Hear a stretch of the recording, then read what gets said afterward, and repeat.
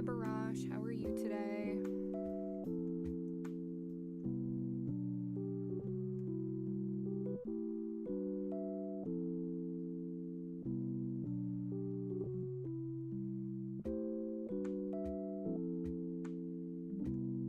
Awesome, that's what I like to hear.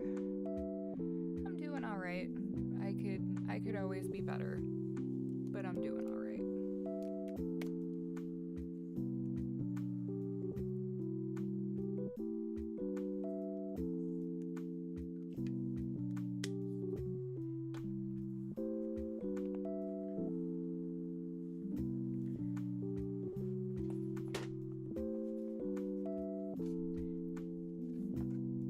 Anything in particular that could be better? Having my primary money-making job give me more than 5 hours in a week when it's supposed to be my full work week because my kids are with my ex for the week, that would be great. But unfortunately, that's mostly out of the scope of my control or even my employer's control.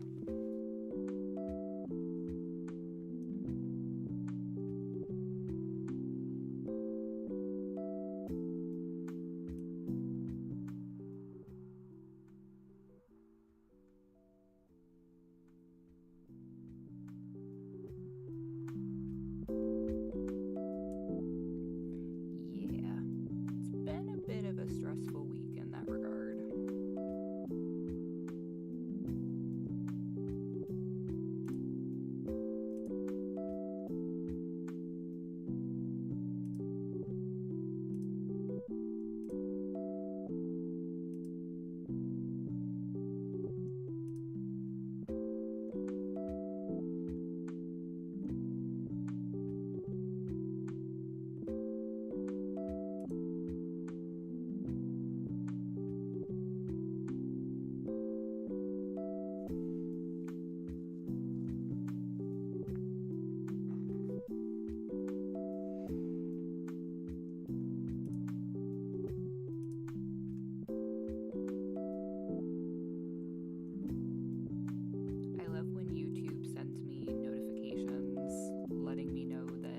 I am live right now.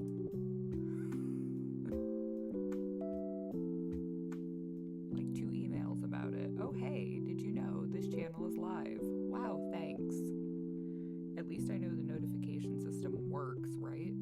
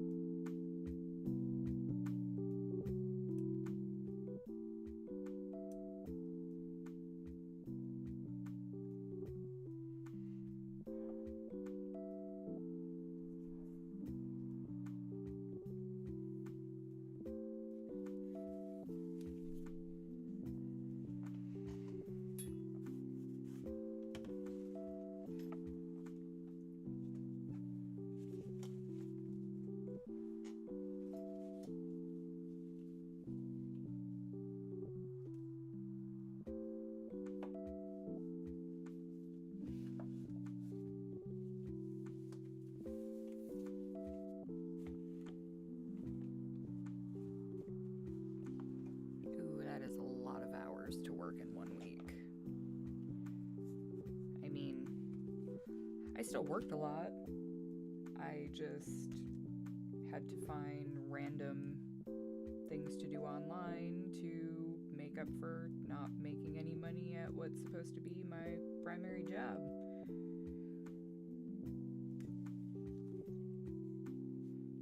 Three side hustles. Oh no, we're closer to about 10 side hustles now.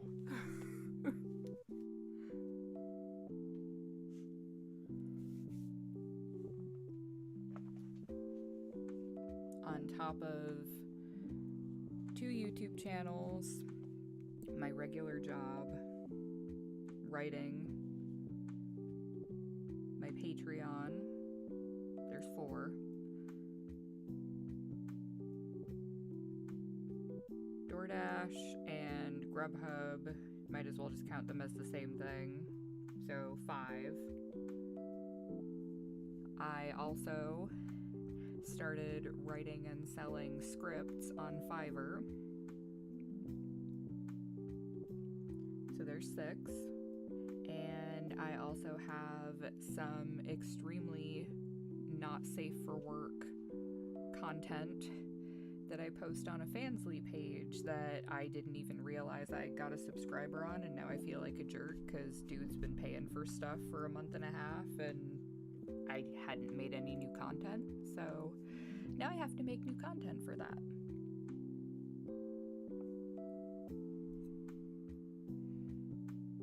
And I think that in the next month or two, what I'm going to end up doing is any of the current rated 18 plus audios that are on my Patreon, I will leave them on there. But going forward, the audio content will just be based on what I'm actually writing on Patreon. And if anybody wants the really spicy stuff, then they can go check it out on Fansly. Oh yeah, and that's not counting all of the cleaning and everything else that I've done this week. All the things I do that I don't get paid for.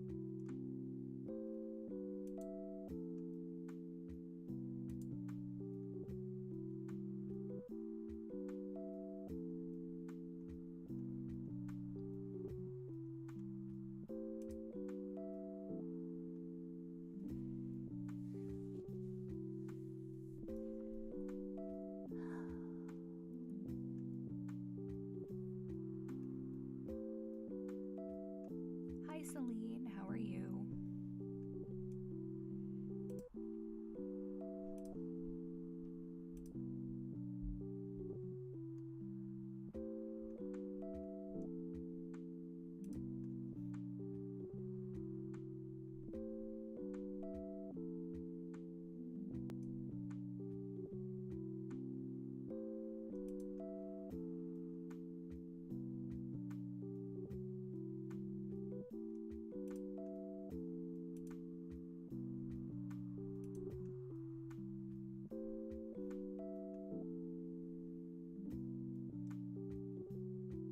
Me, I'm just messing with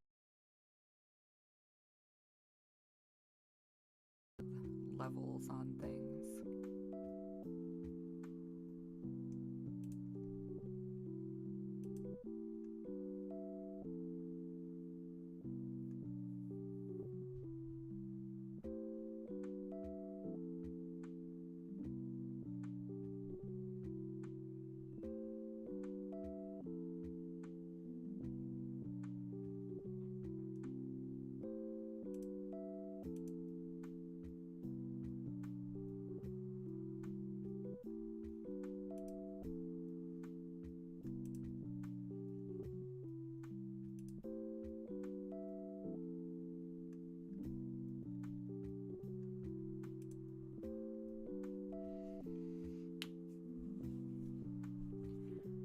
All right. Could always be doing better, but I'm doing all right.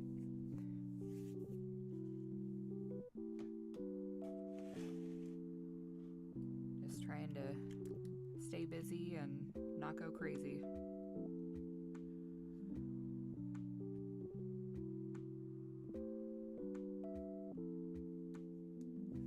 Hours at work this week have been less than desirable. It's kind of a bummer.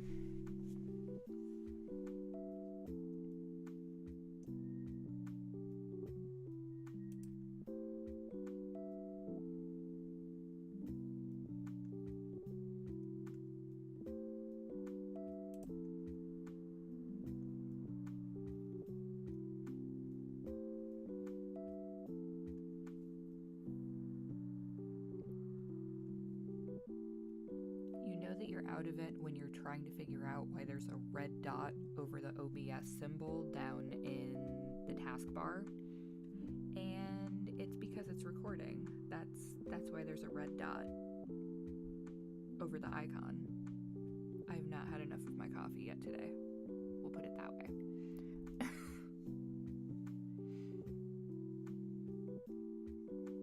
Between all of the other things that I do to earn money, I made up for some of it, but I was only scheduled for 6.5 hours total this week.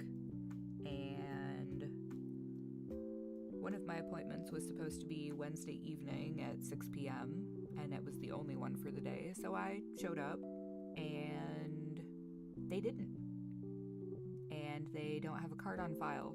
So now I have to wait around for a month or so until the accountant sends them a bill, and then I might get paid for wasting my time to go into the clinic when nobody showed up.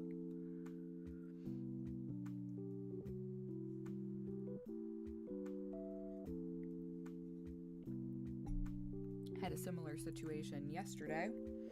I was supposed to have 2 2-hour appointments. Showed up for my first one. Got to be 10 minutes after he was supposed to be there. The girl at the desk called him. He didn't answer. He didn't show up. But thankfully, another massage therapist who I've been work acquaintances with for some time was like, "Did that guy seriously no call, no show you?" She was like, "Do you have an hour of time? Because I will totally have you work on me for an hour if you've got time." So she helped kind of fill in the space, which was great.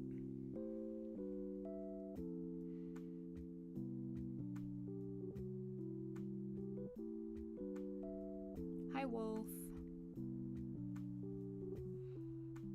Yeah, the no call, no show thing has really been amping up to stupid levels lately. It's really, really starting to get irritating. So people can schedule with me specifically, and people can call in and say either I'm looking for a licensed massage therapist or a student.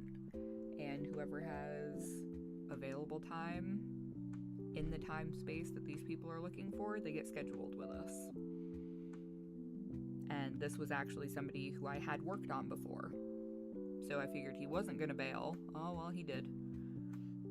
And now, hopefully, I will get paid for the full amount of time without having to actually do it like I'm supposed to when somebody just ditches. Like, wow, I'm so glad I paid $15,000 to go to school to get the certification so I can get stood up more than I ever did in high school and college. What the hell?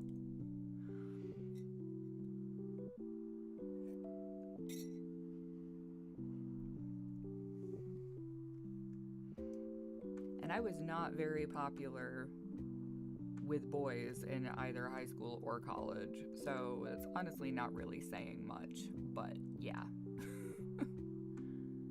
It's like, common courtesy. If you can't make it to your appointment or whatever, why not just call and say, "Oh, hey, I can't make it." It's not that difficult. At least it shouldn't be that difficult. Maybe I'm just crazy, though.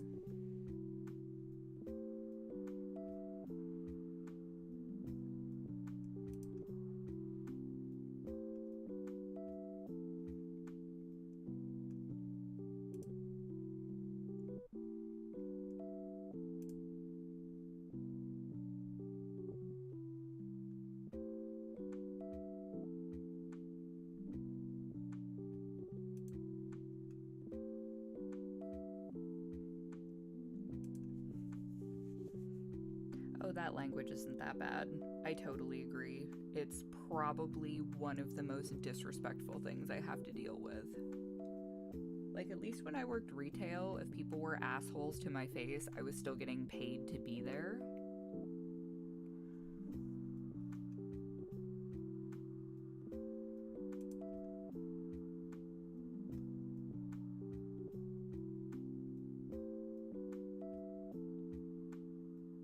That's not the case when somebody no calls, no shows, and there's no card on file, despite the fact that they're supposed to have a payment method on file. Like, it's part of the thing. When you fill out your intake health form, there's this big long thing that tells you about the cancellation fees and no call, no show fees. That's supposed to prevent this from happening.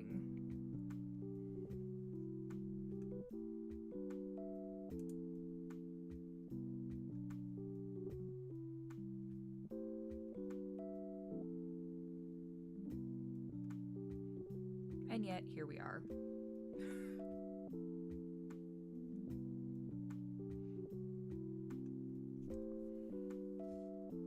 And since I had no appointment scheduled for today, as of a few days ago, I said, well, the hell with it. I'll just plan to stream on Sunday for a couple hours, and at least then the watch time is going to bump me up and make me more money through YouTube than I would honestly make going to the clinic for an hour or two.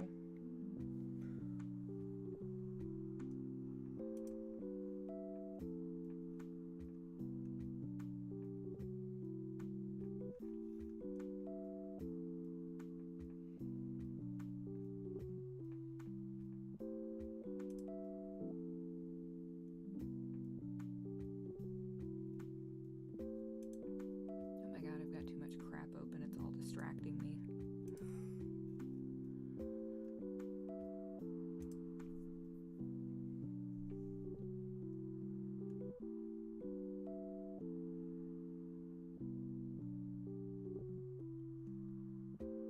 Yeah, the worst thing about people like that is that they'll be the people who will come in and they'll ask you for this really wildly specific thing that they need worked on, and all of these special extras, and you'll bust your ass to bend over backwards and give them the best massage they've ever had in their life, and then they can't even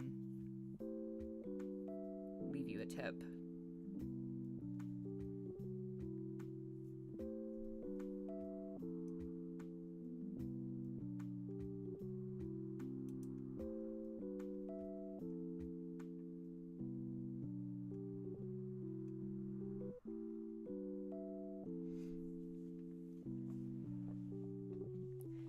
If I stream for like 3 or 4 hours, the watch time from that will be about, usually about $10-ish.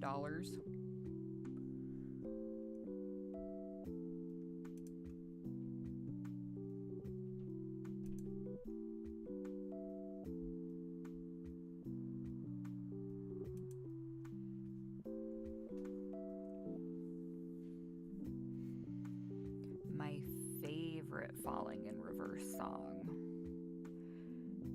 That's a really hard one to choose. I like a lot of them. I like their older stuff, some of it which was more purely for comedic value, goofy things like Bad Girls Club and Just Like You.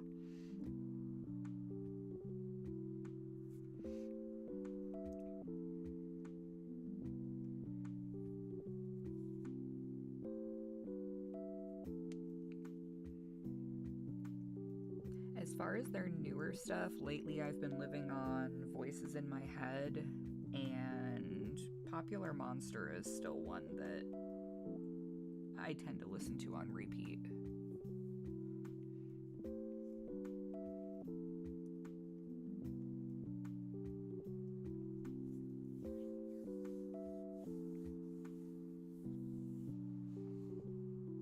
Thank you, Celine. I am really working on building up this channel and the satellite services and whatnot connected to it.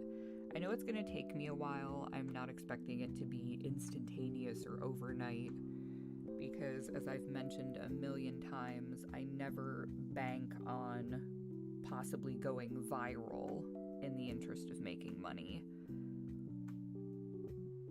But in the next few years, I really want this to be replacing what is currently supposed to be my primary income.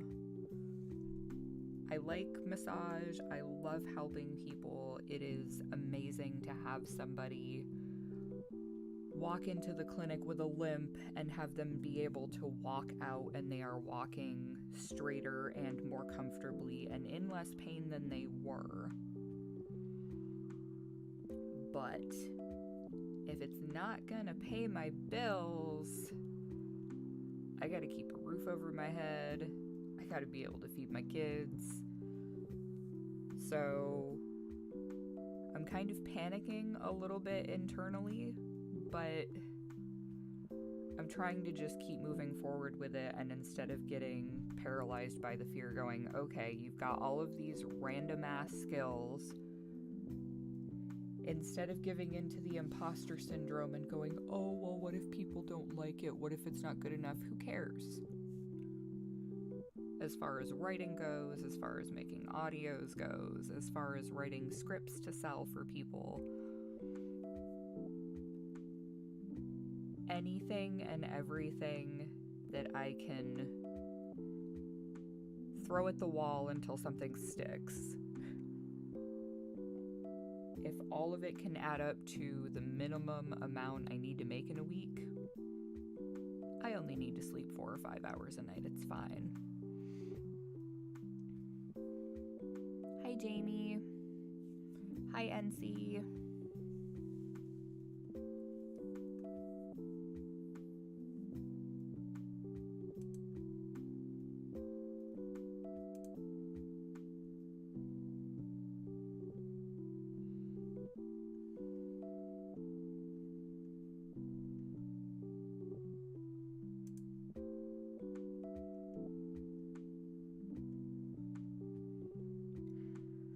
I like that mindset, but to be perfectly honest, it kind of pisses me off that I went to the trouble of going through all of this training and this specialized schooling, and now it's doing nothing for me.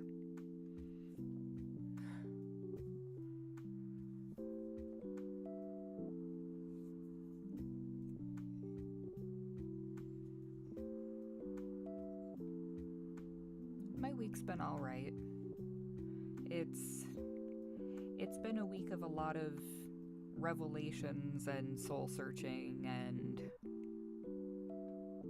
way more crying than I like to admit.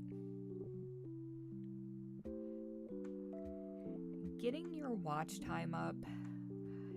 If you've got enough subscribers, you can do things with them like, oh hey, if you're into doing giveaways and stuff, Jamie, I know that craft channels are different from the sort of an audio channel, but with crafting stuff, if you do giveaways, I know that you mostly do paper crafts, but if you do a giveaway of any sort and you're like, oh hey, if you want to be entered into this giveaway, go comment on this specific video, watch it all the way to the end, and leave a comment on it. Stuff like that can boost your visibility, boost your watch time.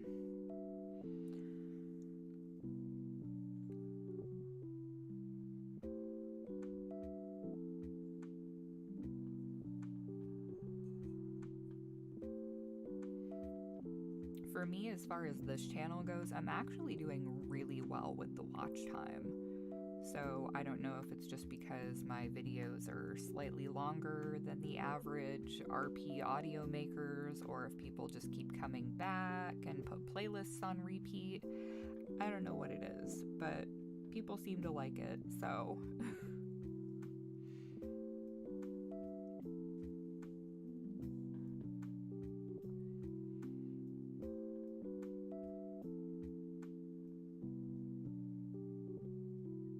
Oh, I know things will get better in some way or another. It might not always be the way I'm expecting them to get better, but things will definitely improve.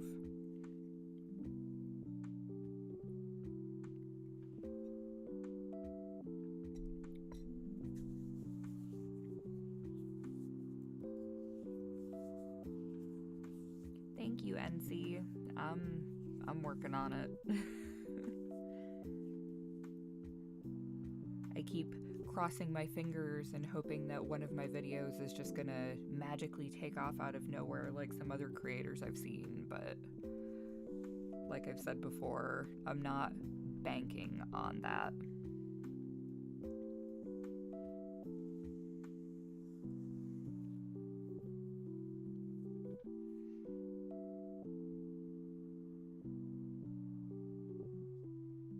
I don't know if I would do channel memberships with all the other paid things I have going on. It seems like it's just one extra thing to have to juggle, and I've already got so many glass balls in the air that I'm terrified that it's just a matter of time before I start dropping them.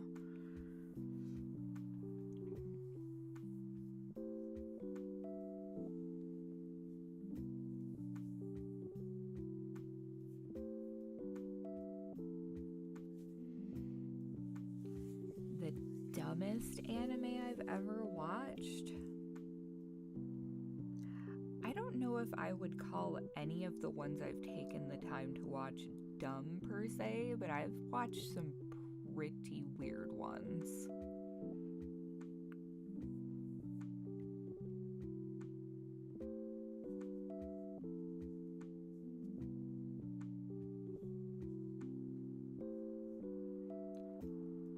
Definitely up there in top 10 for weird would be Chibi Vampire Karen. And, well, okay, two other really weird ones. Midori Days and Princess Tutu would probably be my top 3 weirdest. Oh, nope, I take that back. Another one. Those Who Hunt Elves.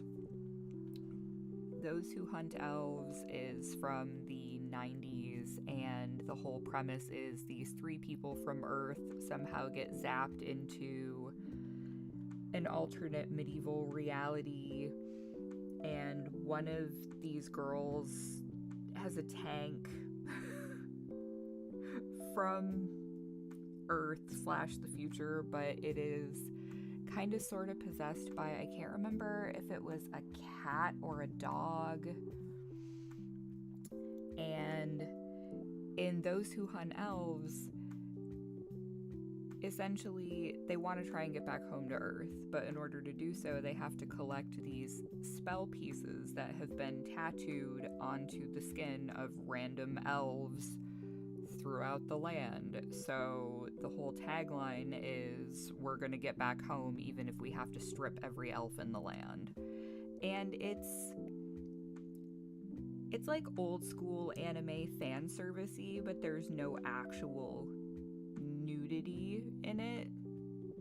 So yeah, it was goofy and it was fun.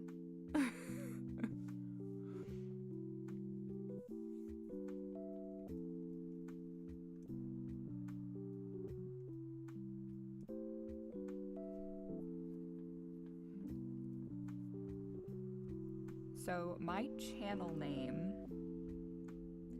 the whole DarqChylde being spelled all extra special, is that when I was a teenager, when I started writing fiction, one of my dad's friends and his son were reading what I had written, because, you know, this was back in the day before sharing fan fiction on the internet, so, or even regular fiction in general.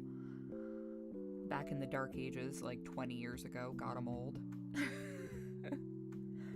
And I was writing like vampire stuff, werewolf stuff, gory things that were philosophically apparently quite deep for someone my age. So he started referring to me as DarqChylde, obviously not with the special spelling. So when I did get into posting things online, I had kind of taken that and run with it. And I was really into the band Incubus Succubus, and they spell their name all weird. So I was like, well, DarqChylde is probably pretty common, and the average spelling is taken with like 5,000 extra numbers after it. So instead of having to add numbers to my name, I decided to spell it all special, and as far as I know, there is nobody else on the internet that spells it quite like I do.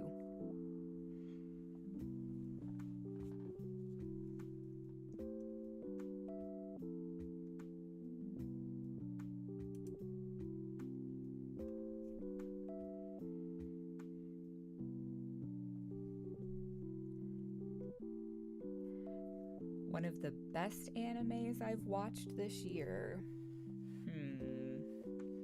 I haven't really watched a lot of new ones to me this year. Mostly I've just been sitting around and waiting on season 6 of My Hero Academia, even though I'm caught up in the manga and I am emotionally crushed to death right now by that freaking manga. Oh my god, don't even get me started.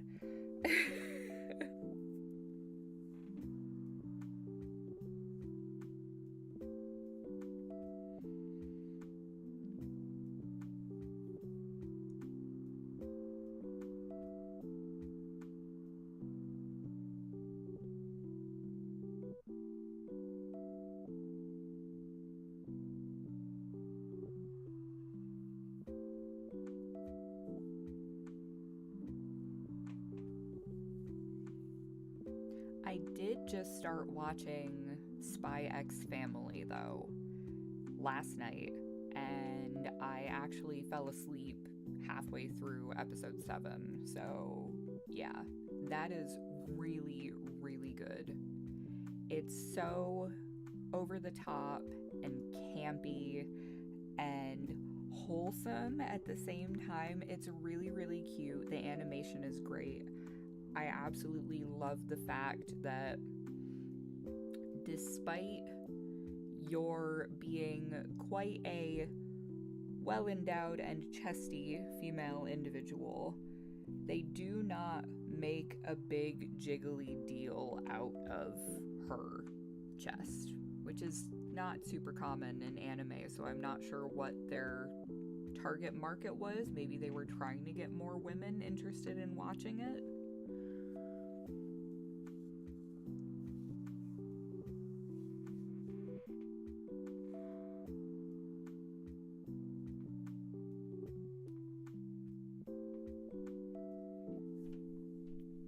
I have never seen any of those anime that you've listed either, Wolf, so I don't know about them. Oh, another really interesting and weird anime that I think is only subtitled, I don't know if they ever did it dubbed, is Dog X Scissors. That one was a strange one. It was kind of cute, but definitely weird.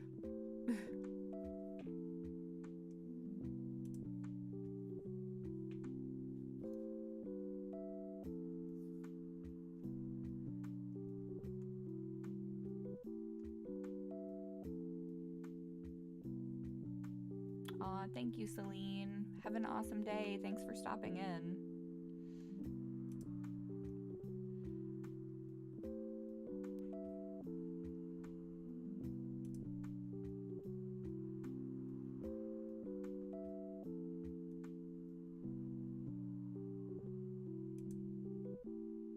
So here is a good question for people, since I asked for questions and never got any questions. Since we have finally topped 2,000 subscribers, I was going to do like a Q&A portion, but I put a thing up on the community tab and mentioned it on my last video and put it up on Twitter, and ain't nobody asked me any questions. So, is there anything that anybody currently present would like to ask me, whether it's about making audios, the channel in general, lore, writing process, YouTubing in general? Anything anybody would like to ask, I am more than happy to answer to the best of my ability.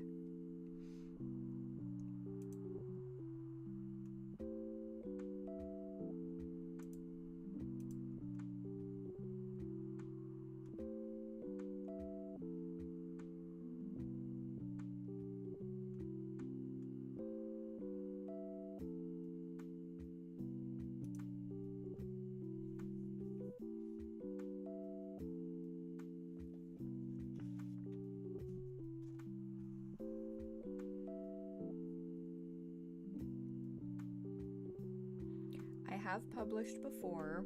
I do currently have a full-length novel and a few shorts that are live. I'm also in several anthologies.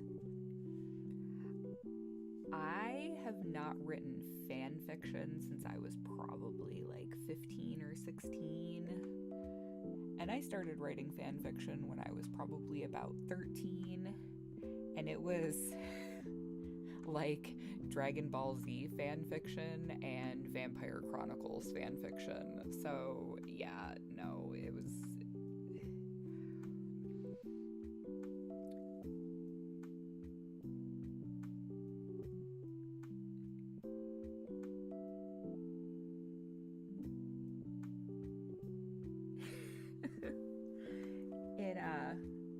I will say, for everybody who likes to just dump on fan fiction in general, fan fiction is good writing practice. It can be much simpler to get into because you are walking in with characters who they already have pre-built personalities. They already have pre-built physical characteristics. The world already exists. If you're a big fan of something, you know the way the rules of the world in general operate as far as magic, etc., whatever.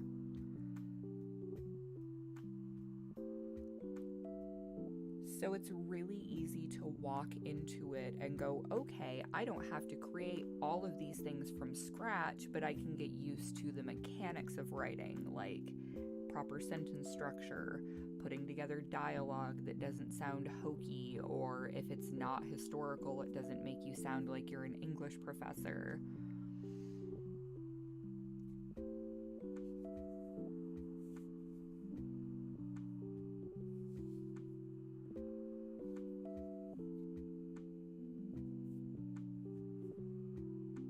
I feel like fan fiction is an excellent tool. And aside from that, if you're not planning to write to make money, writing fan fiction can just flat out be fun. Why is it that as we get older, all of the things that we enjoy, everybody says, oh, you're too old for that. You can't like that anymore. You're too old for that. Piss off. The world is a dark enough place. Let people enjoy things.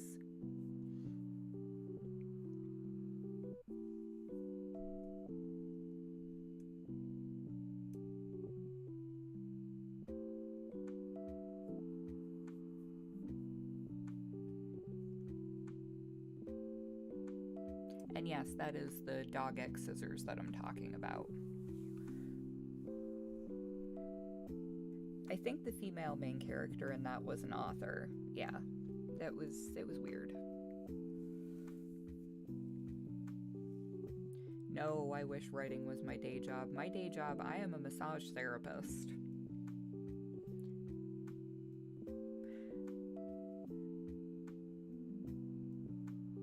Which has excellent hourly pay, but when you get less than 10 hours in a given week, it doesn't matter if you're making nearly $30 an hour, you know?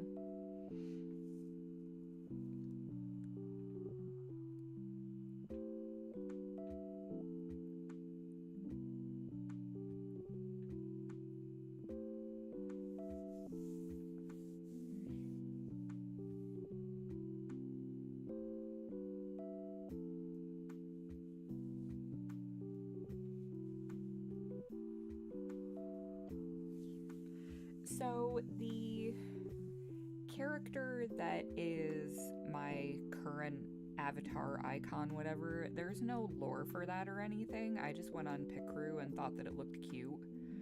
But probably some sort of a demon, I would assume. It just seems fitting.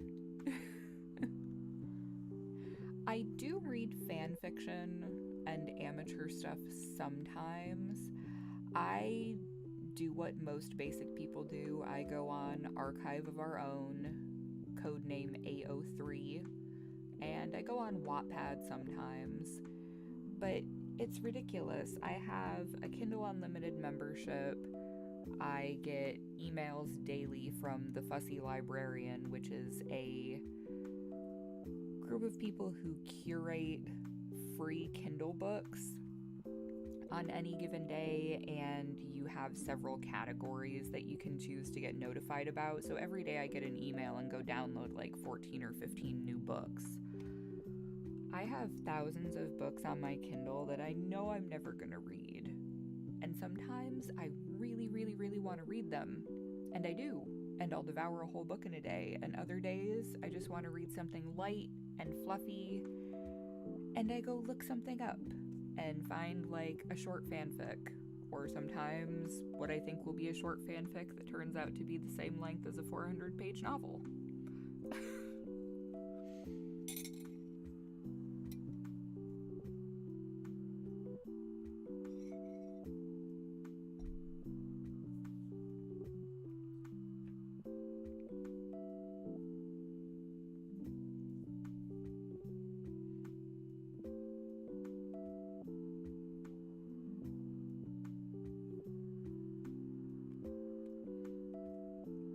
I actually started being interested in massage because my now ex-boyfriend is a motorcycle racer, and he was stiff and sore after being at the track for a weekend, so I did what I think a lot of people would do and just went and looked up like some massage techniques on YouTube. Like, oh, his shoulders are sore, what can I do for that? And after giving him a massage, he was like, have you ever considered doing massage professionally? And I kind of laughed it off like, no, that's kind of weird. Why? And at the time, I was coming out of being a stay-at-home mom for 6 years, and I really didn't want to get back into retail. So I figured out that I could go to school for 11 months, be certified to give massage, and start making more money hourly than I have ever made in my life with this specialty certification.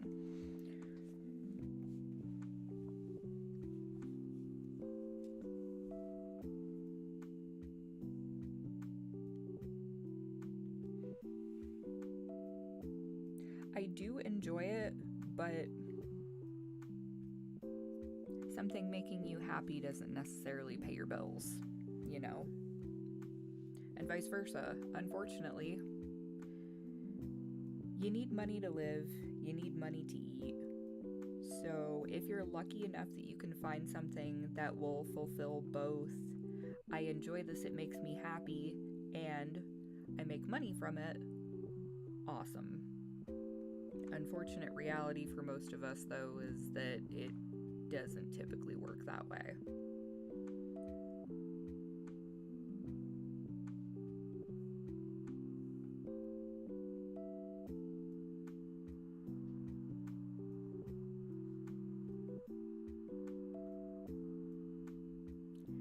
That's an interesting random fact.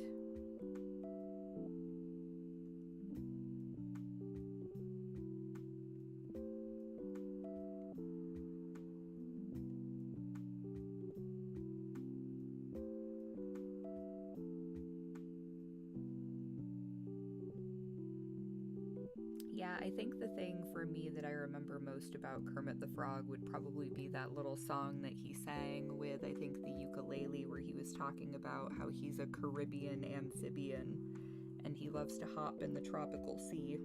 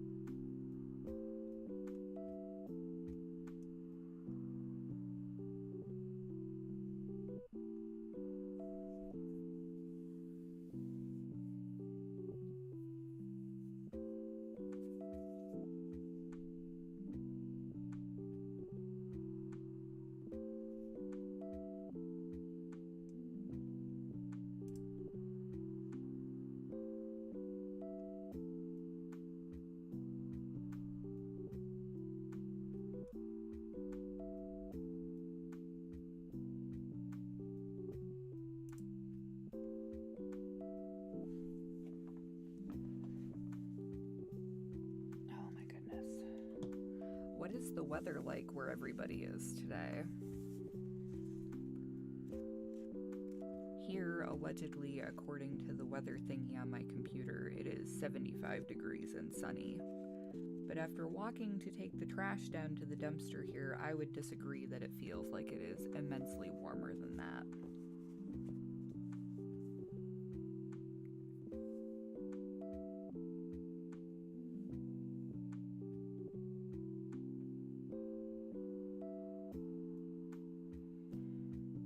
The best and worst things about being a stay-at-home mom. I will say the best thing, first off, is that I have an amazing relationship with my children because I was able to stay home with them for the first few years of their lives. I didn't have to put them in daycare or leave them in the care of family or friends. And that means I got to be there for all of their firsts, their first words, their first steps, their first everything. And I am really, really glad that I didn't have to miss out on those things in the interest of making money.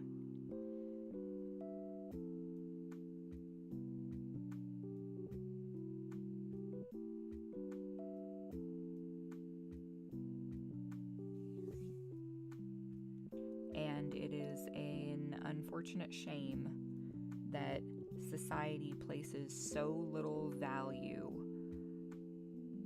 on someone sacrificing a paycheck to be able to tend their own children.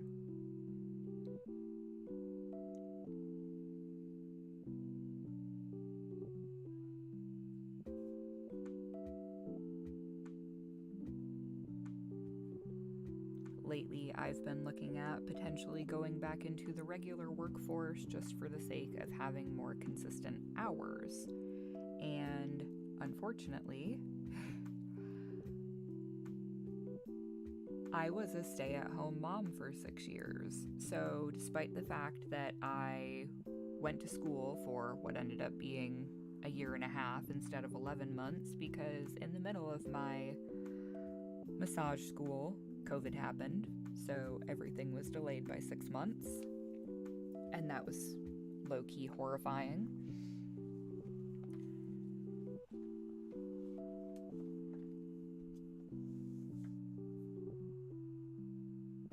But when I was just checking into potential financing for getting a mortgage and looking at apartments and stuff before I moved last year, I was running into the issue of, because it took so long to get my certification, I had only been working for 2 months. Nowhere would take into account that COVID happened or that I'd been in school the entire time. It only mattered that I had this big blank empty space in my employment history. And it didn't matter that during that time I was a full-time chef, I was a full-time nanny, I was a full-time accountant, I was a full-time housekeeper and chauffeur and event planner and 12 other things. I didn't get paid for any of it, so quite frankly, excuse my French, nobody gave a fuck. And that is catastrophic when you are trying to get back in the workforce.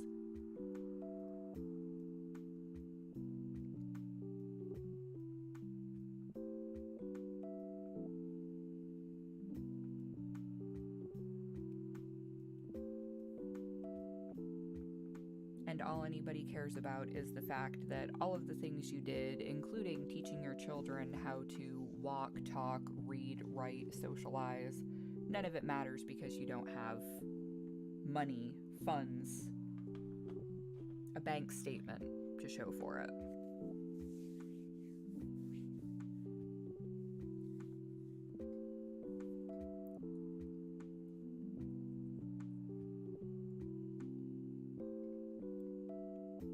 It is unfair. It's absolutely ridiculous. I feel like anybody who is a stay-at-home mom should be able to write up a resume with the skills that they employed during the time that they were a stay-at-home mom. And this applies to stay-at-home dads too. I don't know if they experience the same sort of dysphoria and unfair treatment when they attempt to re-enter the workforce, because I quite frankly don't know any stay-at-home dads, so I'm only speaking from what I do know. But we should be able to write up all of the things that we did as skills.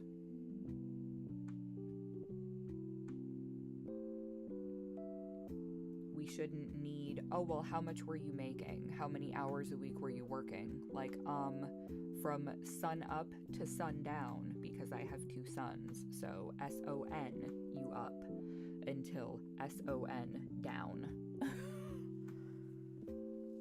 I work from the second my kids open their eyes in the morning, sometimes even before then, on the rare occasion I get up before they do. But this whole, oh, hey, be a career parent, and then wonder why you have no connection to your children whatsoever, because you never see them, because you need to work your ass off to make sure they can eat and have what they need.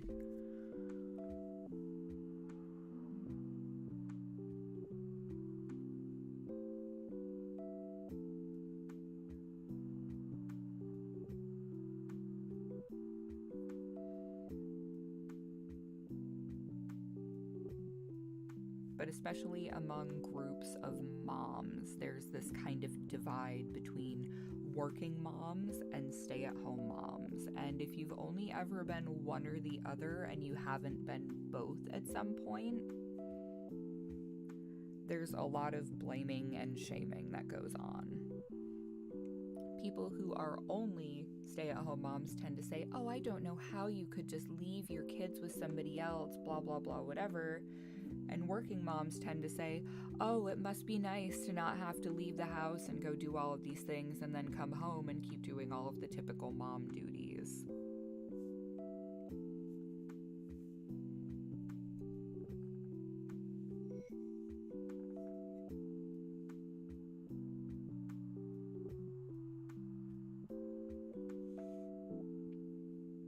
Because the reality is, whether you are a stay-at-home parent or a working parent, you still end up doing most of the same stuff. But working moms tend to be more financially stable. They're not financially dependent upon people who can, at any given point, decide, oh, hey, you no longer hold the value to me that you once did. Get out of my house. Fend for yourself. Toodles.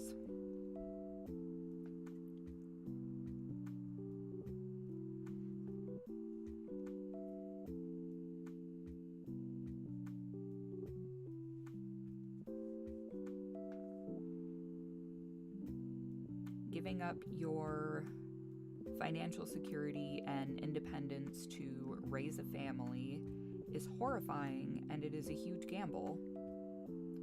And I am glad that I did it, but by the same token, if I could go back and do it over again, I don't know if I would make the same decision. I would probably work harder at having a more consistent side hustle from the get-go, despite how much my ex-husband hated it when I would spend time doing anything that wasn't solely tend the house, tend the children, blah, blah, blah. It's like, you've been home for an hour. Can I take an hour to go right now?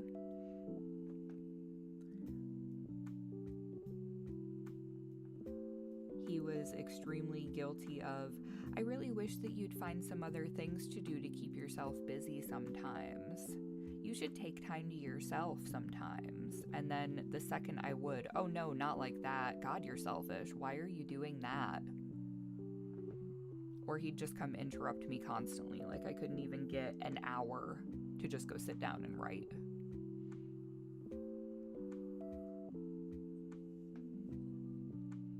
My sons are 7 and 9, almost 8 and 10 at this point. My older son, he really likes to draw, he likes to write. They both love to build things. My older son actually wants to get into streaming, but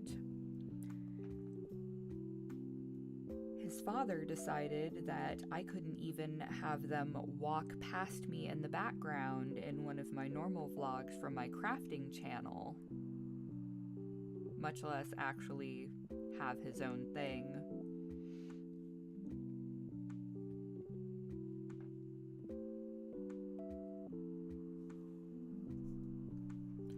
In the interest of their safety, allegedly. It's like, no, it's just you finding more ways to micromanage my life. It's fine. Let's call a spade, and he's going to continue to do that to me until the kids are 18 or old enough to tell him where to stick it.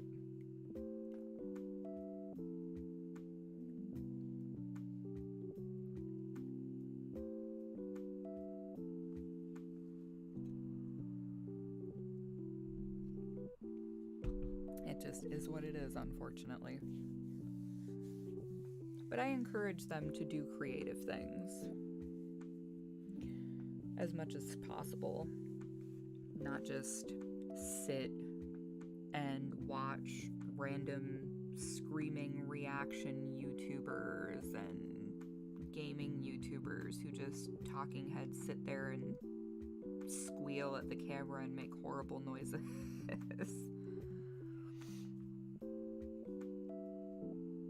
Like I told them, it's okay to indulge in things like that sometimes. Brain candy is okay. But just like with real candy, you have to give your brain some nourishing content sometimes too. Just like your body needs real food. Some sweets here and there aren't bad, but you need more substance and sustenance. But when all of their classmates live on nothing but TikTok, you know.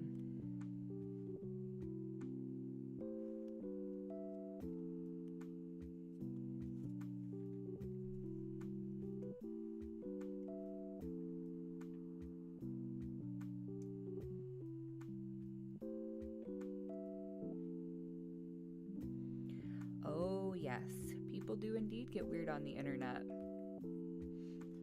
And that is part of the reason why, even when I do give them free reign over what they're watching to a certain degree, it's still within earshot of me, and if I hear things that are inappropriate or something that they won't really understand and quite frankly shouldn't understand, I'm like, you need to change what you're watching.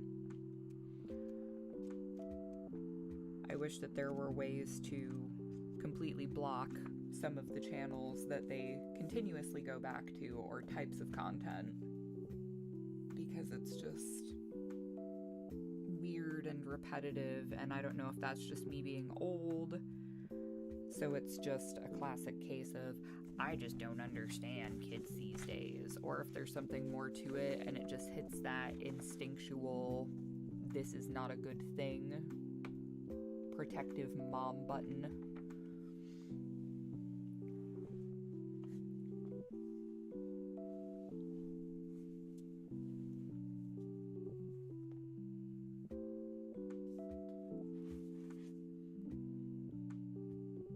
There's all kinds of people over on Twitter being bad about the way they interact with minors, as per usual.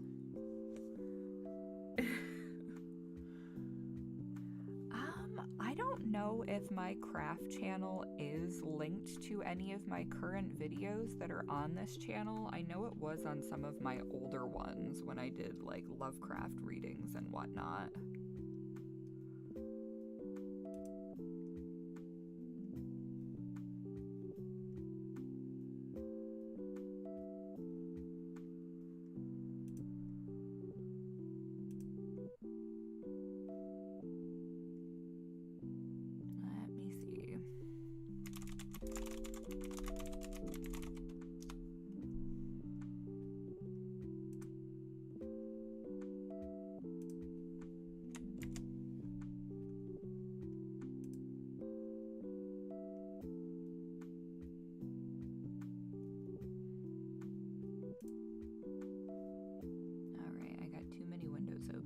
that one go? There it is. So if you're interested in checking out my crafting channel, which is pretty much dead in the water, unfortunately, from too many stop and starts with life over the past few years, there is the link for that. I am not one of those mysterious, faceless creators. It would be entirely too much work for me to bother trying to hide my face, and it seems like it's a lot more stress than it's worth for people who do it. I understand why people do it, but I just prefer to be like, oh hey, here's my face.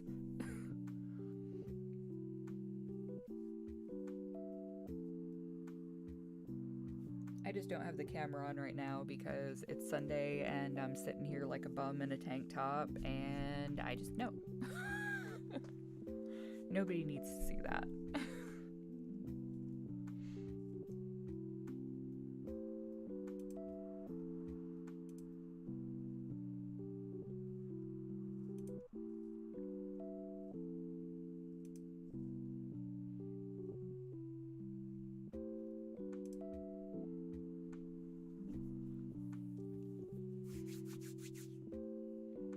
For people who have been here for a while, what is your current favorite character out of the characters that I have been portraying on the channel?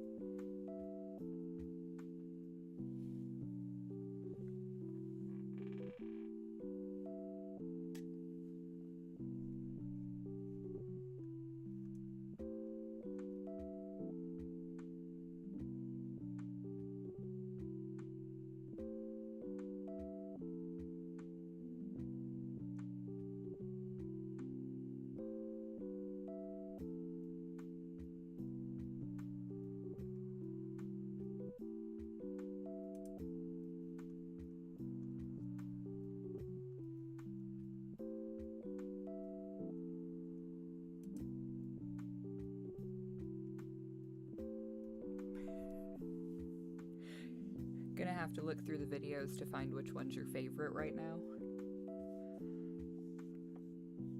Or look through the ridiculous videos on my crafting channel.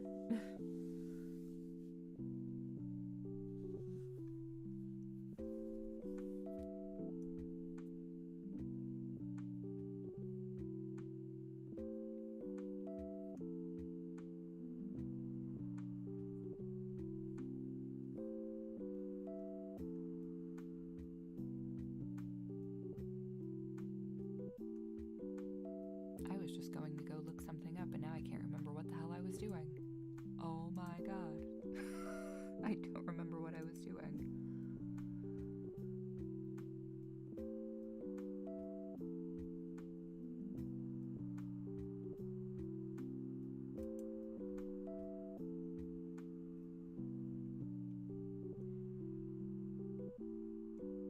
Oh, that was what I was doing. Okay, there we go. I'm telling you, man. Not having enough coffee, it's just catastrophic to functionality, really.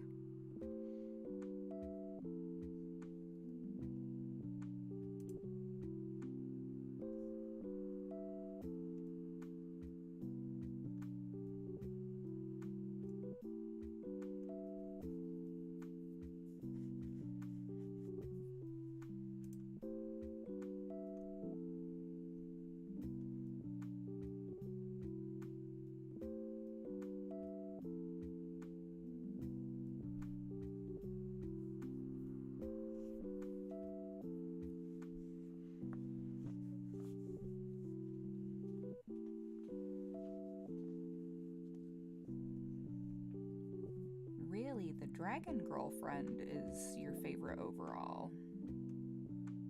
That's interesting.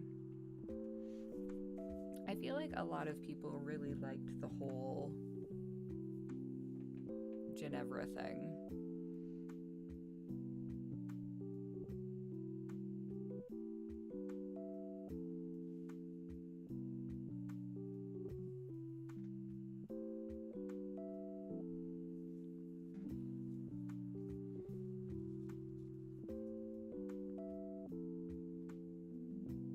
it's funny too, because the whole concept for that particular series kind of started as a joke in my head, and I wrote it down, and then when I performed it, I wasn't expecting it to take off like it did. But I think that it's because I posted it on Valentine's Day. People just really seem to like the whole wholesomeness aspect of it, and I was like, is it really that wholesome though? Like, I was kind of hinting at possible vor and whatnot going on, and I'm not really about vor, it's not my thing.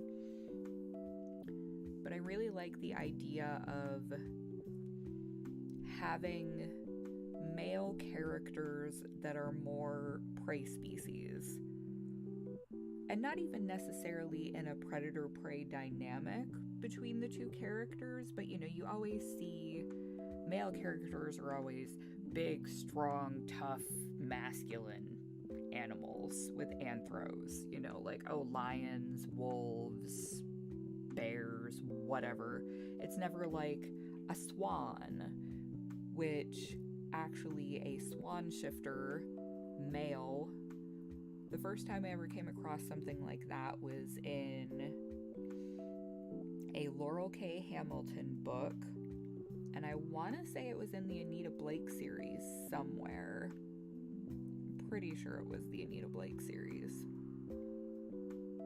But I just really like that idea. It doesn't necessarily mean that the character is weak. It doesn't make them lesser. It's just something different. When you consume content like this, as much as most of us honestly do, you get a lot of repetitiveness, which sometimes doing the same thing over and over and over works for people, and they build their brand on that because it is predictable, and that's great for them. I don't want to do that. I want to get known for expecting the unexpected.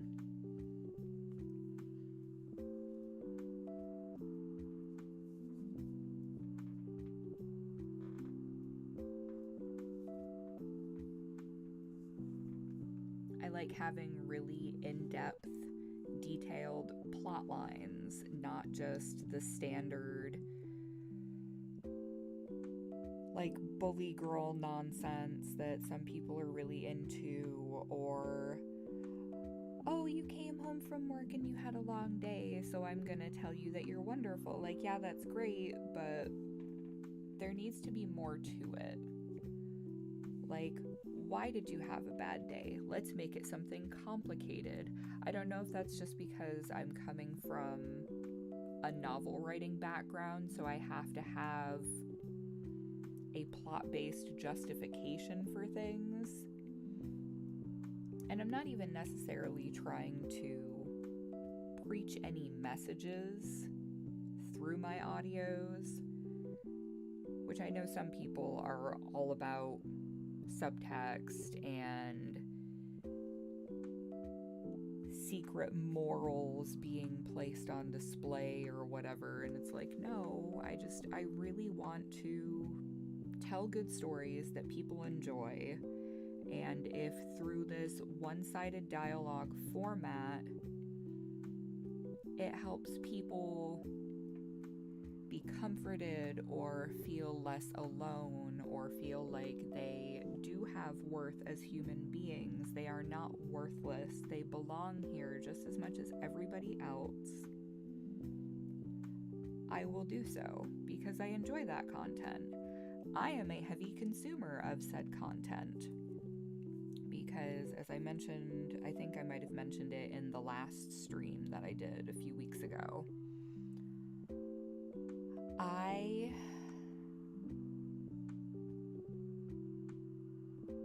have had extreme trouble learning to fall asleep on my own because I have been in nothing but long-term relationships for the better part of the last 11 or 12 years, even since before I got married, I didn't usually sleep by myself.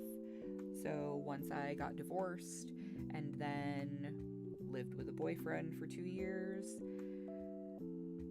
and then moving, our relationship gradually deteriorating, which led to us sleeping separately before we finally broke it off, and then I moved out, I could not fall asleep by myself.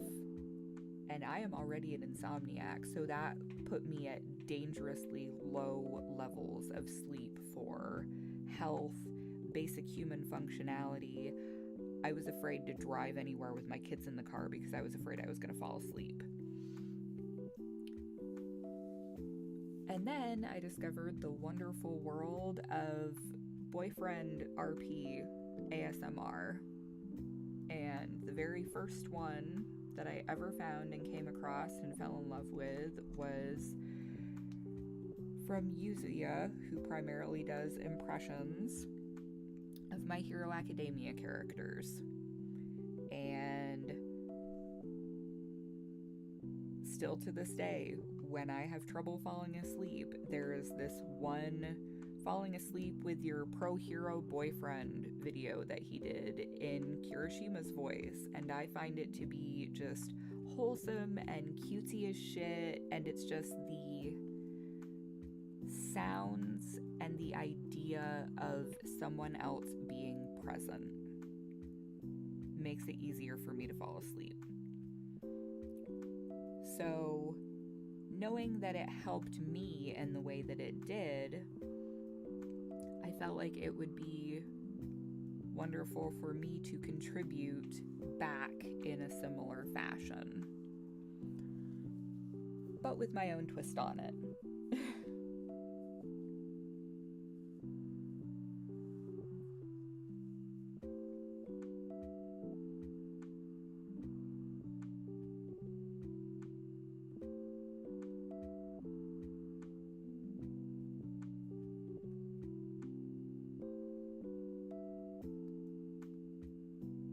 Yeah, listening in playlists can make it a lot easier. That's why I always try to make playlists whenever I have more than one audio for any specific character, because I know some people like to binge listen or just let it run until they fall asleep.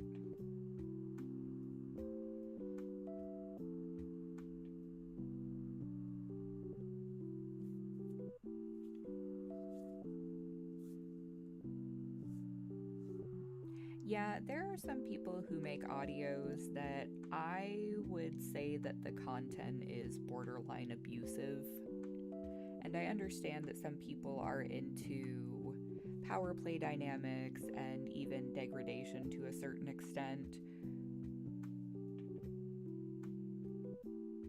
But there's this weird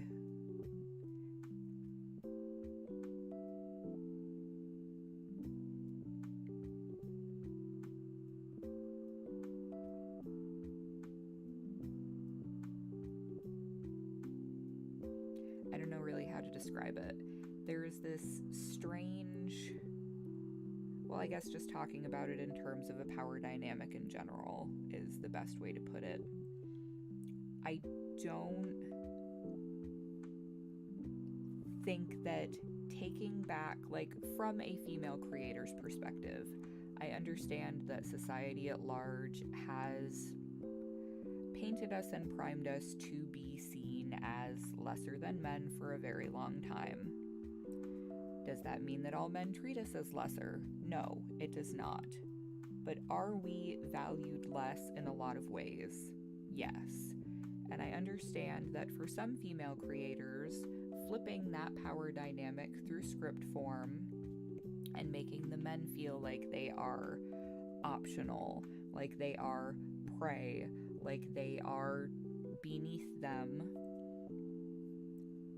helps give them that sense of having their own power back. But I don't think that in order to be dominant and in charge, you need to be an asshole. Some people think that you have to be a jerk to be in charge, and I just don't agree with that.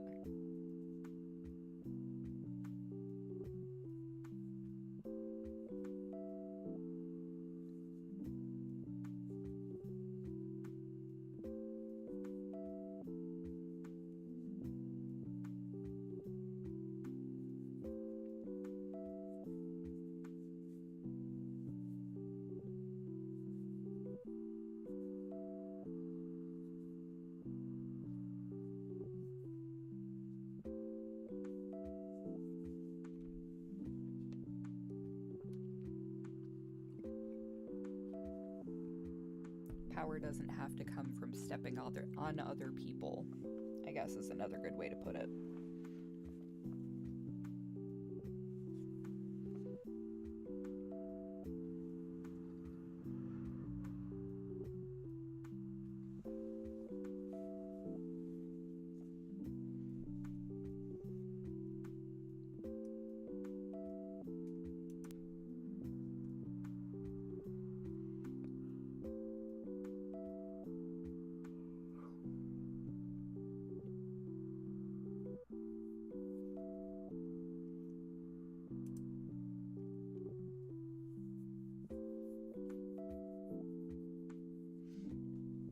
I have 2 cats currently.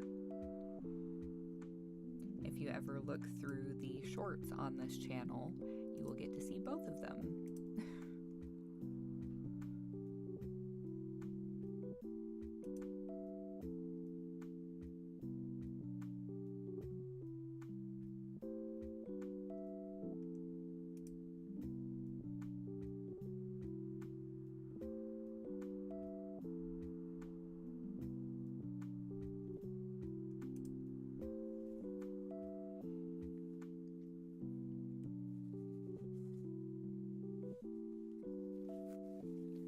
Both of my cats are actually adopted from a friend of mine who was getting ready to leave the country because her husband is still in the military and they were traveling from here to the Netherlands.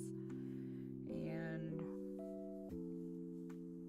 it was in the middle of COVID, so the cats would have had to be in quarantine for at least a month. And there was nobody processing pet transfer paperwork at the time, so she was trying to find a home for them here. And when I saw her post on Facebook about it, I was like, girl, my kids know your cats and love your cats. I know your cats and love your cats. I will take them for you.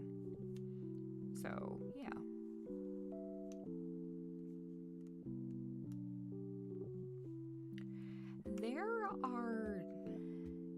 I have found some audios that are like that, and I don't know how to feel about them. From a purely creative perspective, I will say that I think people can make what they want, and I think as long as they have appropriate, I won't say content warnings, because I feel like trigger warnings are a very hot button topic and people get in such a snit over them. When you're dealing with adults, I feel like a grown person should be able to look at a piece of content, whether that content is a video, a book, an article, a song, and based upon what you can glean from like album artwork, thumbnails, general synopsis of the thing, you should kind of know what you're getting yourself into. When you're dealing with minors who don't know better, that's a different story altogether. But you should kind of have an idea of what you're getting yourself into. And if people choose to consume that content, then they take the risks associated with assuming that content. Like people trying to cancel extreme horror writers, for example. And extreme horror, think of it as like Hostel and Saw, but in book form. It is torture porn and gore for the sake of icky things. I used to love watching movies like that. I don't enjoy them in quite the same way that I used to. Something about having kids really changes your perspective on a lot of those things, I guess. But every once in a while, I'll still go watch a movie that is pure brainless splatfest, like a Quentin Tarantino movie or a Robert Rodriguez movie. I absolutely love Machete with Danny Trejo, which is just the most random, weird thing. But anyway, I came across an audio from a content creator that I kind of enjoyed. I wouldn't say that they were one of my favorites, but he had a good voice, and I liked his exposition and his plot and the way his stories were usually told. And it was an audio where the speaker was, I don't know if I should even say the word honestly because I'm a little bit superstitious about it, but I live in the city, so screw it, why not? The speaker character was a Wendigo, and essentially they found you in the forest and you were prey and they were going to eat you. And I'm like, okay, this is a little bit weird, but like, we'll listen to it just for the heck of it, why not? But the way that the speaker addressed the listener character as nothing more than meat, worthless, useless, insignificant, I was like, wow, that hit me emotionally in a way that I'm gonna need a bit to get over it. So, some people really like it.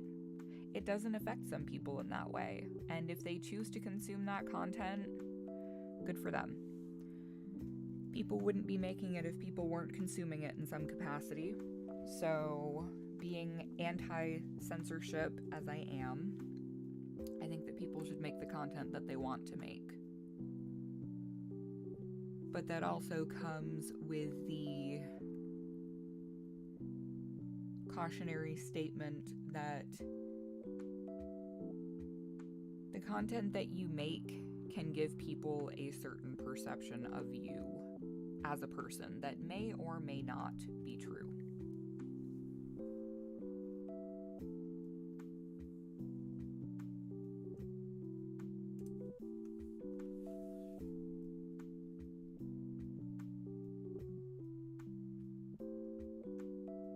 That is just something that you have to take into account when you are a content creator.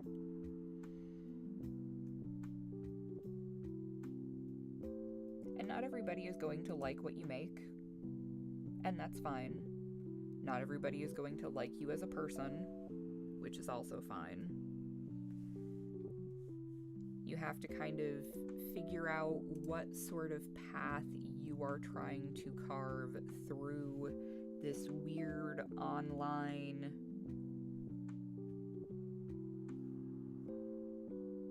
landscape that exists.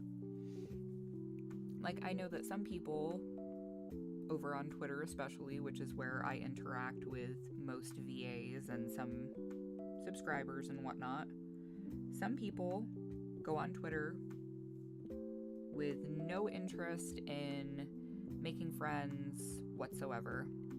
You know, some people go on there because they are, as are most of us, lonely people in some capacity, and they want to connect with other people who have similar experiences to them. Hi, Furberries, how are you?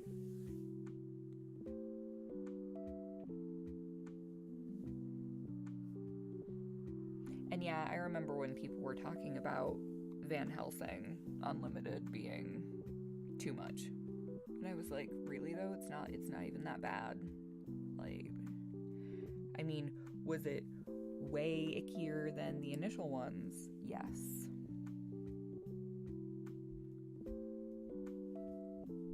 I'm doing okay. Could always be better, but I'm doing all right.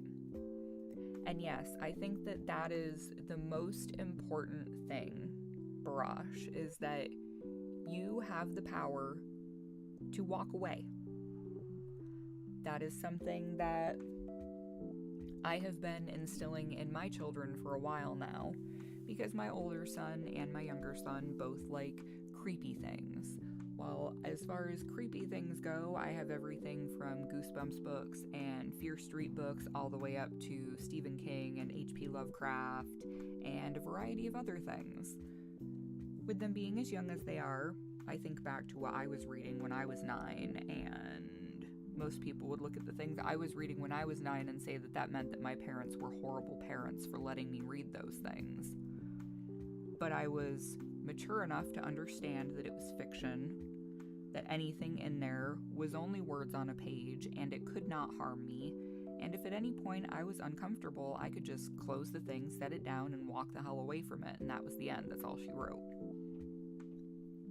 So whenever the boys want to read something spooky or watch something scary, I'm like, remember, if it gets to be too much for you and it makes you uncomfortable, you have the power to close the book, change the channel, turn off the game, whatever it is. People need to learn to regulate themselves. You don't have to force yourself to sit through something that makes you really, really uncomfortable in any capacity.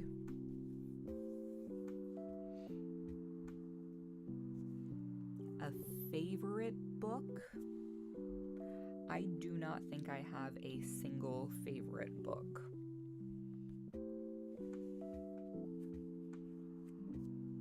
Most of the book series that I have, I've read through them all the way at least 2 or 3 times, if not more, though.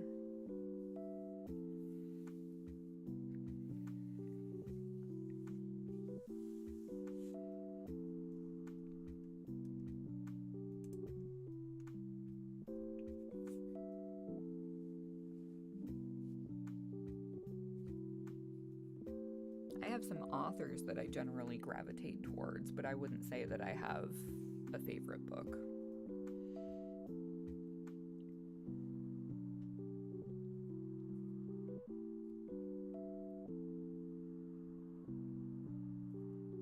Gotta love those city noises in the background.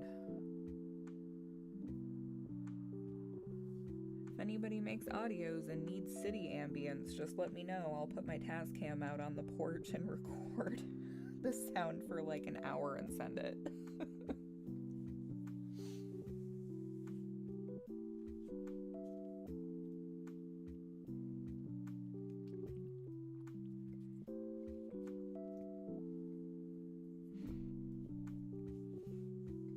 I feel like the switch for me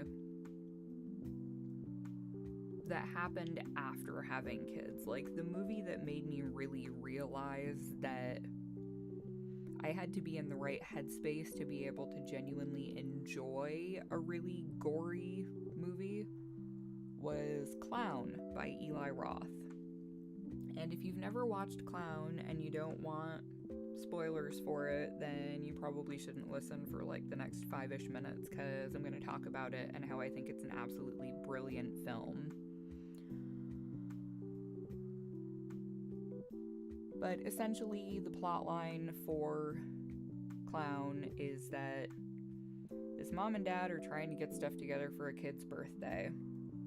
Something happens and they're supposed to have like a party clown show up, or he's planning to dress up for the kid's party as a clown, and they find this old trunk that has a really weird old clown costume in it.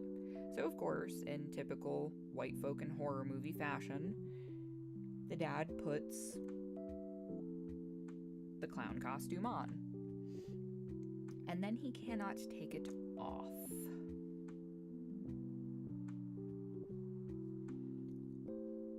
And you watch this gradual descent into madness for the father as he goes from being a caring, loving father to being slightly depressed about things, to the spirit of this creature that dwelled within this clown costume essentially possessing his body and taking him over. And it was just Was it visually icky and gory? Yes, in some parts especially so. But it really hit me in a deep, dark, psychological way. Like, oh my God. And it really stuck with me. And now, 90% of the time when I watch horror movies, they end up making me cry. Because rather than just going at it surface level and going, oh, this is just pointless brain candy fun slasher film, it's like, no, this person is doing these things because of these things that happened to them and this childhood trauma that they underwent or whatever the issue is. And it's just like, man, when it comes down to it, I cannot enjoy horror that is not paranormal in nature anymore because I do not like having it shoved in my face that human beings are the real monsters. We are the worst sort of monsters to ourselves and to each other. And having kids and knowing that that's the world that they're going to grow up in, I don't like it. I don't like it at all.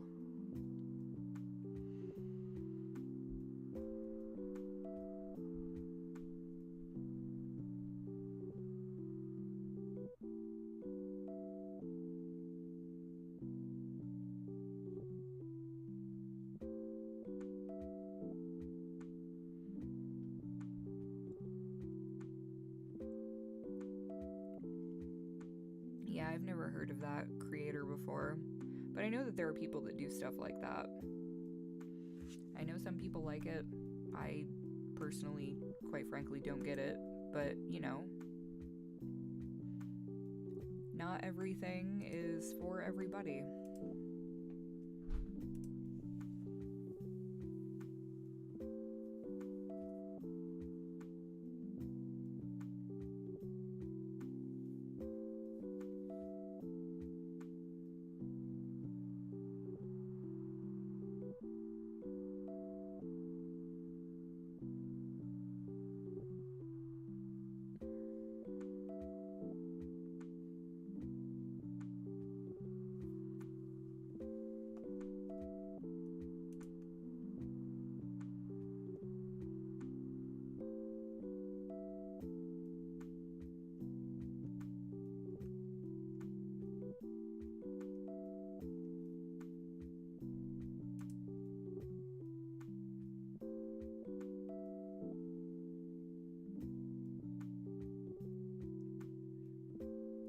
I just feel like the people that are reposting other people's content in general are problematic. Not even speaking to what the content is, but there's still an issue with the same creator who was stealing people's work about a month ago when I brought it up. They're still trying to reboot like their 10th channel now. Stealing other people's audio and videos. They just download it or take the whole transcript and just copy the whole thing verbatim and post it up as their own. It is absolutely nuts. I don't get it.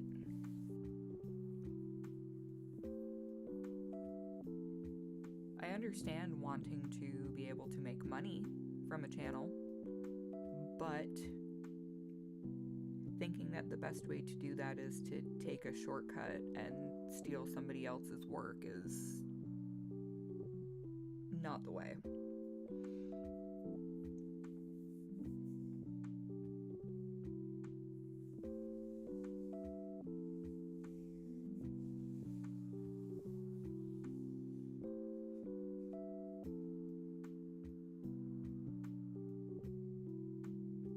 I feel like in this instance, he's saying that they're both gross.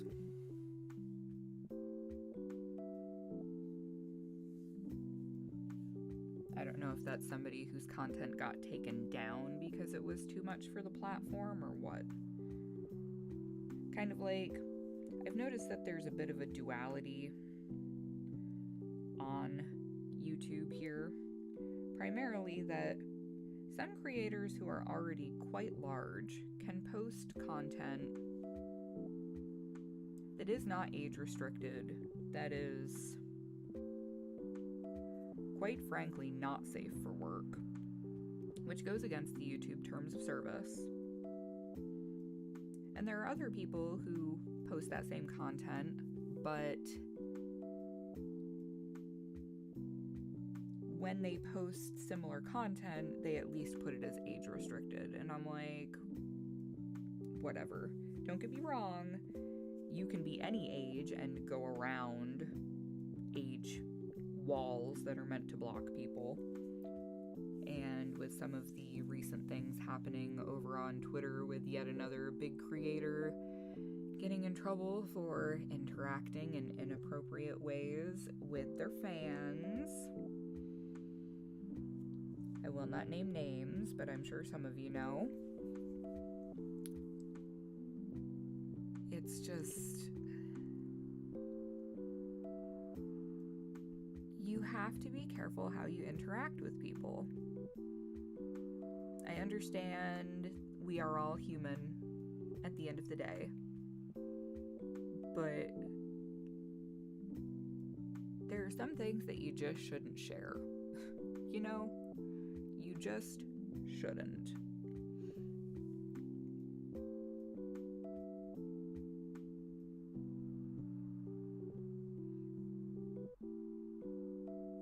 As far as ethics with fan fiction goes, as long as you are not getting paid for that fan fiction, I don't think it should matter.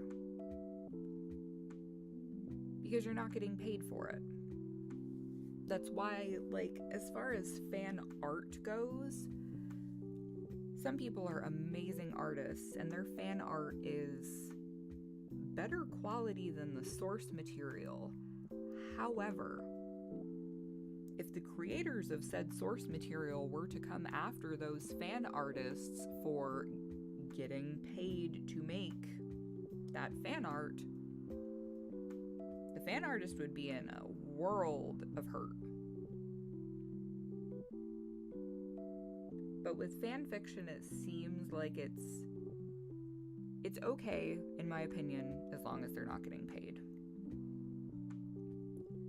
Because that would be stealing somebody else's characters, setting, everything.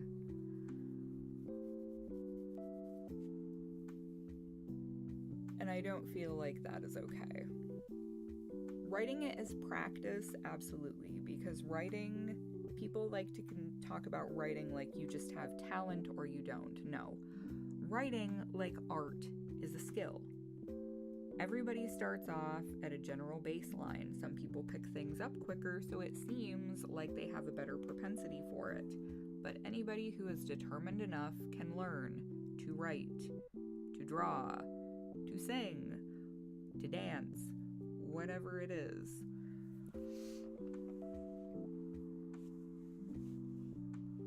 So you shouldn't be taking other people's work, claiming it as your own, and getting paid for it. Which is a really weird thing when you come across things like the extended Star Wars universe in book form. And I think the weirdest one that I saw was back when we still had a Borders in our bookstore at the mall that I used to work at in New York. There was a supernatural novel that was not written by any of the original creators. And it was, it was fan fiction. It was a novel-length fanfic. It was just... It made me wonder how you could get fan fiction published and get paid for it. Because you would think that you couldn't, because all of those characters, etc., are copyrighted.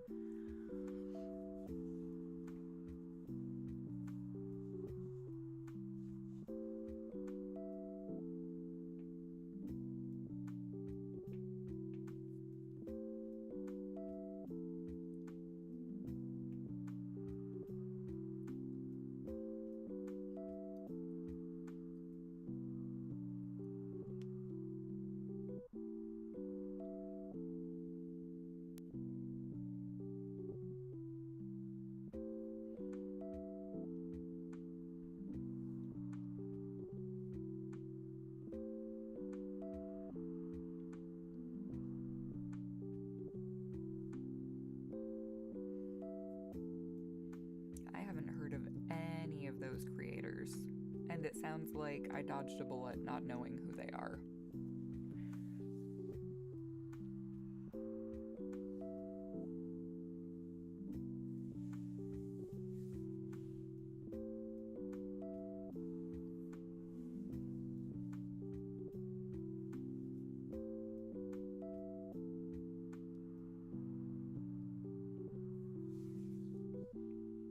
When it comes to content creation on a platform like this, I don't want to necessarily say that creators have a responsibility towards their audience, but we kind of do. In that, especially making things like this, where you're talking about power dynamics of some sort, even if all you're doing is making comfort audios. If you're making comfort audios, then some people may be under the impression that they are actually in a relationship with you. And that means that you have to be really careful in the way that you interact with those people so that you do not perpetuate that impression because you aren't in a relationship with those people. Roleplay ASMRs, in my opinion, are a tool. Some of them are just cool audio dramas, which is kind of how I try to roll for the most part. That's why I kind of try to shy away from getting really lovey-dovey in them like some people do. It feels exploitative to me, and maybe to some people it doesn't, but it does to me, so I don't tend to go that heavy-handed with the L-bombs and whatnot.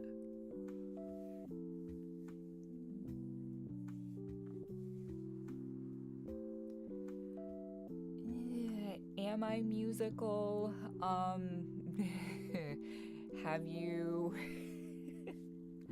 Have you listened to the most recent audio that I posted yesterday? Do I enjoy singing? Yes, I enjoy singing. I love singing. Singing is fun. Singing helps make me feel better. But I don't think that my singing, especially if I was singing in my more natural voice and not trying to sound girly like I was with the one yesterday. I've been listening to like metalcore and stuff since I was 13, so my voice is kind of rough. It is not a pretty girly thing. It's not, I wouldn't say it's aesthetically pleasing, but you know, there are so many people here who like to listen to my voice. I guess it must be aesthetically pleasing in some capacity. I used to play guitar when I was a teenager, as I think most teenagers do. I would love, honestly, to get a guitar so that my kids could have something to learn with, because I think that music is important. But society seems to have this idea that if you enjoy something but it is not marketable and does not meet current industry standards, then it is a waste of time. And I don't think doing something you enjoy is a waste of time, which goes back to, oh, you're too old for that, you can't like that. I'm 36 years old and I'm still watching anime that's geared towards teenage boys. You know why? Because I enjoy it. Because it makes me miss having a squad of friends to hang out with when I was in high school, and all of the shenanigans that went along with it, and a variety of other things. Like, oh, you're 36, why are you dyeing your hair like that? Because I'm an adult and I want to, and it isn't going to impede my chances at getting a job. So I will make my hair whatever funky colors I wish at current because I like it. It makes me happy.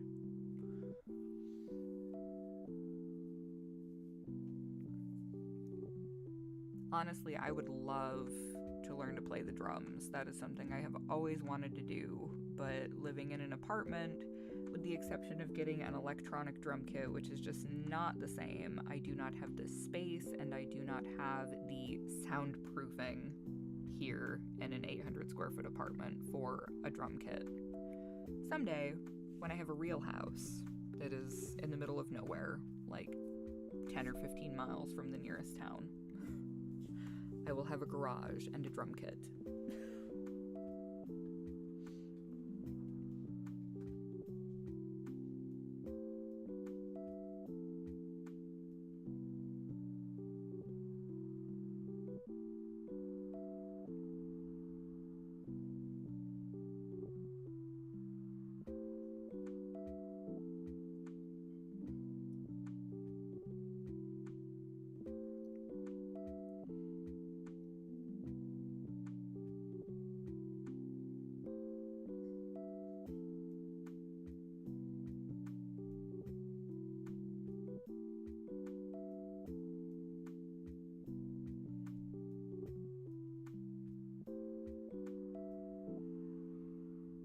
I prefer living in the country 150,000%. I hate it out here.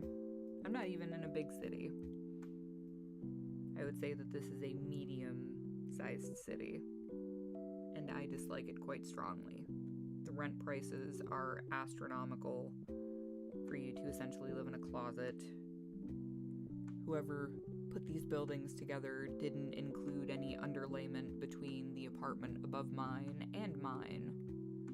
And I have a loft bed, so that makes it real awkward if I decide to go to bed when my upstairs neighbors have yet to go to bed, because my bed is about a foot below the ceiling, apparently directly under theirs, and they are quite loud. It is unpleasant, to say the least. I'm just not made for living near people. I grew up out in the country. I prefer wide open spaces.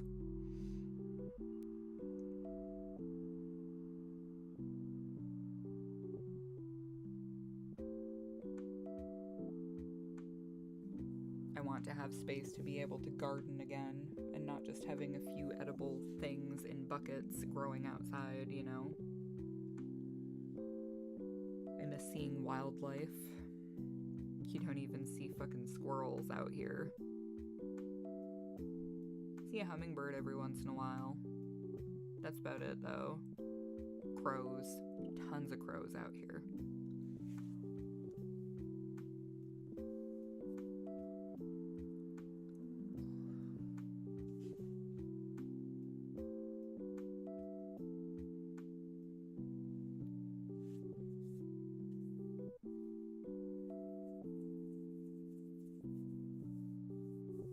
And I grew up right near a lake.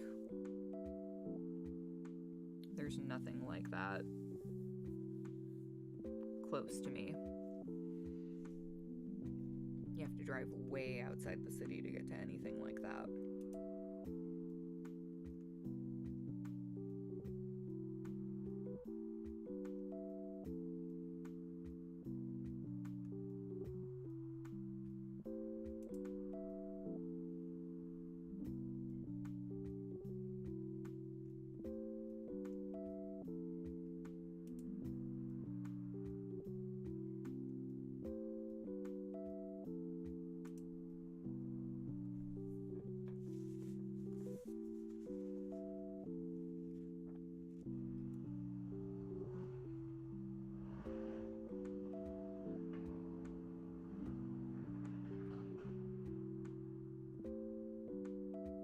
And stuff like that is another reason I hate living out here in the city.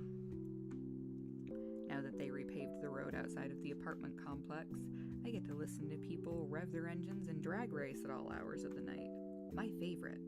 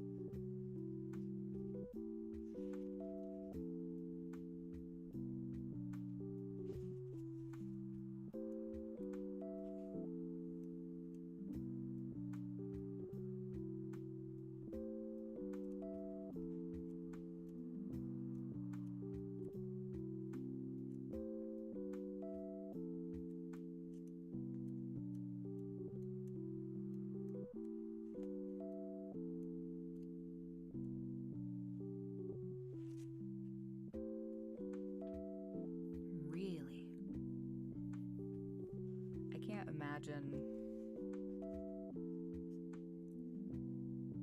spending most of my life in a city or even in the suburbs. Ugh.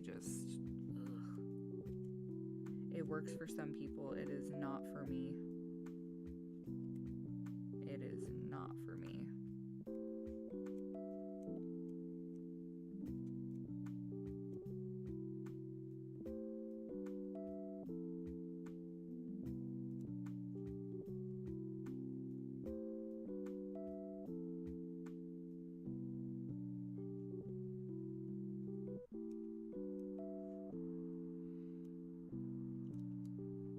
Yeah, it's always my favorite thing, Barash, when it's like 11:30 at night and I'm like, oh, it's been quiet, I'm gonna record now, and then it never fails. Like you guys heard on the last stream. There will be like 3 cars that'll go by and they'll just rev up their engines and peel out. I'm like, are you fucking kidding me right now? Like, get a life. The spoiler on your car does not mean that you have a giant penis. Just stop it. Hate that crap.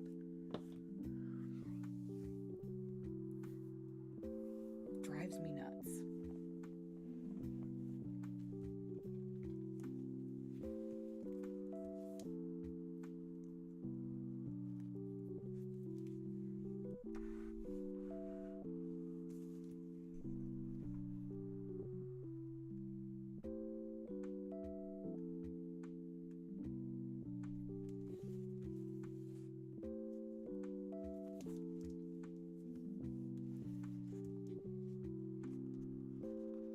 As far as video uploads go, do you guys like having 2 in a week, or do you prefer having 1 in a week?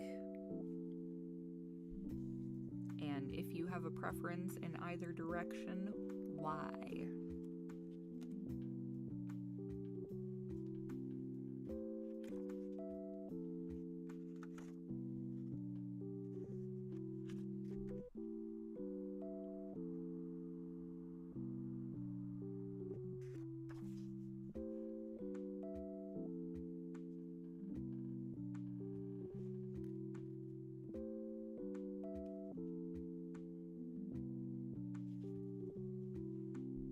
What do people do out in the country? Well, I lived right on a lake, and we actually didn't have horses. You would pass what I refer to as cow country about 2 miles before you got to the house I grew up in.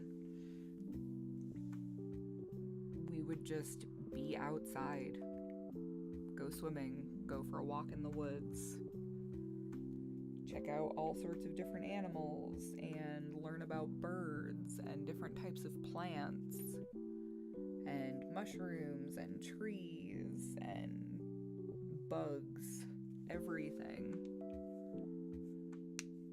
as opposed to like being out here. Because I did not grow up in a city, I am not comfortable walking anywhere in a city because I don't, from experience, completely understand the way crosswalks work. Because you would think that once the light says you can go, you can go. No, that's not the way people do shit out here. And I have no intention of dying attempting to walk across the street because somebody's in a hurry and they can't follow the signs.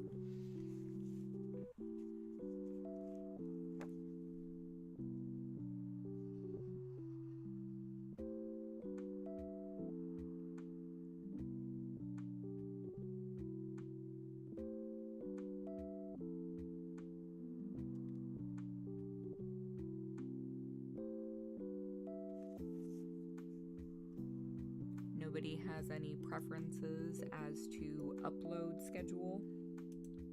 I know that ultimately it comes down to what I'm willing to do, but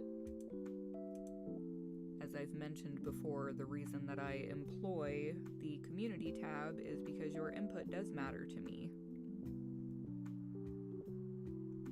Because it helps me make a plan. I am a plan kind of person.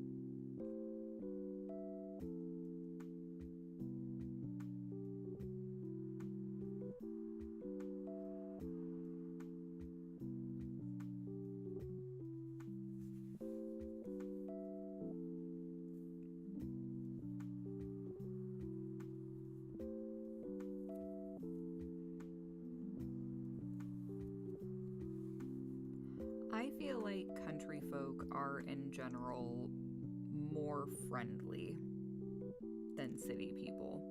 City people are instantly suspicious of you and distrust you, whereas people in the country generally assume that anybody out there is good people for the most part. Where I come from in rural New York anyway, I can't speak for every rural setting, but where I grew up, very close to Canada, yes.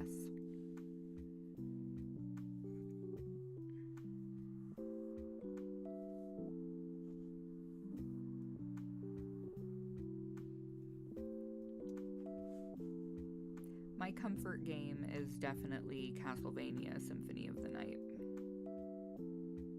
That is my happy place.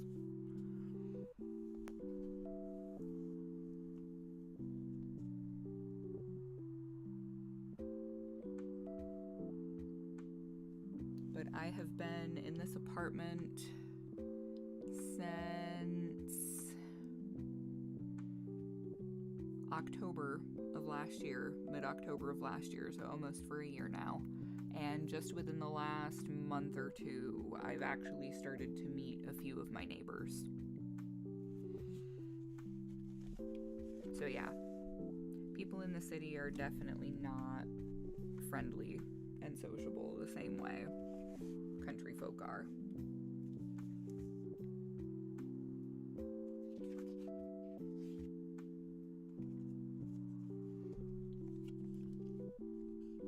Star vs. the Forces of Evil is cute. The kids were really into that show for a while.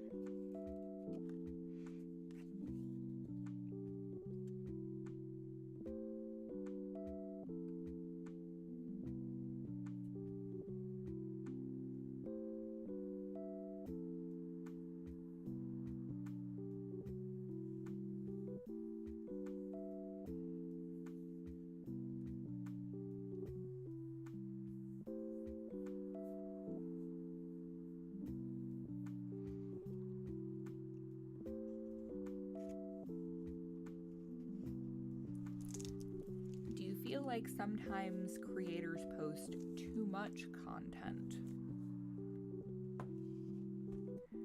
I know that every once in a while people will do things like have a month where they'll post something every single day.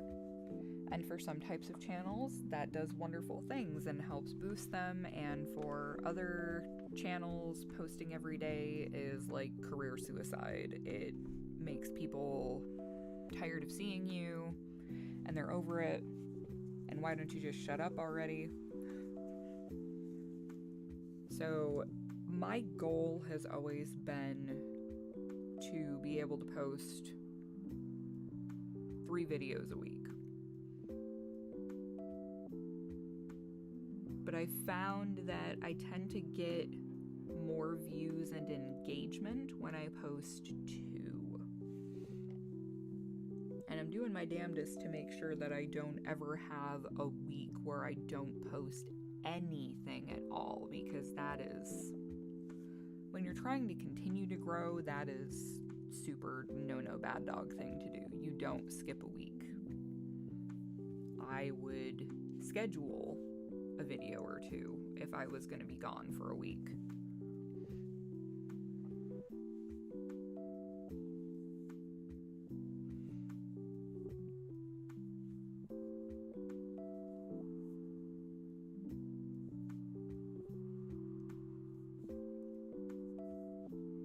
That's how I feel about it too, honestly. I feel like sometimes creators do go kind of nuts with too much content. But like you said, if it's too much, I just won't watch it, or I'll come back to it later. But if I was going to go to the trouble of preparing that many videos, firstly, if I was going to post daily, I'd have to have content ready a week ahead of where I was actually at, because I just don't have the time every single day to make content. I just don't. I've got maybe 2 days a week where I have the time to do so. So in an ideal world, I would be able to take a lot of time on both of those days and get maybe a few videos ahead, have some scheduled, so if something happens in life, there's always still something getting kicked out.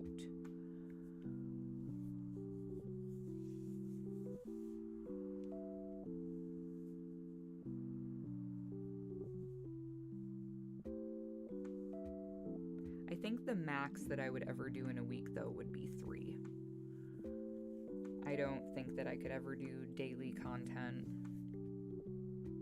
Maybe like a special week at some point, planned out way, way, way in advance. Like I'd kind of like to do something like that for Halloween. Do like a 13 days of Halloween or something. But it would have to be planned out and recorded and ready to go way ahead of time, because I just don't, there's no way in hell I could do that daily, which is why daily vlogging, where I was actually on camera, never worked for me. Whenever there was an, vlog every day in this month challenge over on my crafting channel, I'd get, I think the most I did was 2 weeks, which was actually really impressive to me. I definitely couldn't do that now, though.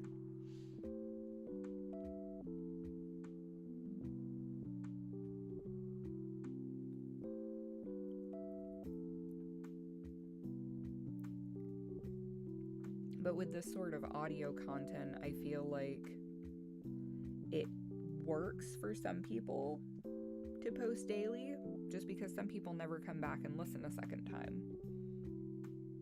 I'd like to think that some of my videos have decent replay value. I mean, the first werewolf girlfriend audio, which was my first time doing improv, I might add, so it was kind of horrifying for me to do it in the first place.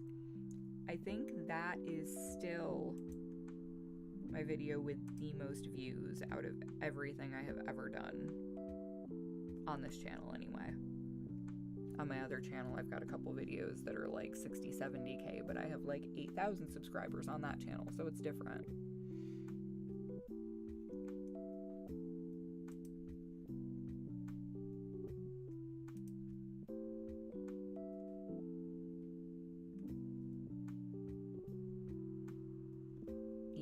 So the first werewolf girlfriend audio and the first lonely human summons you audio are currently the 2 most popular videos on the channel.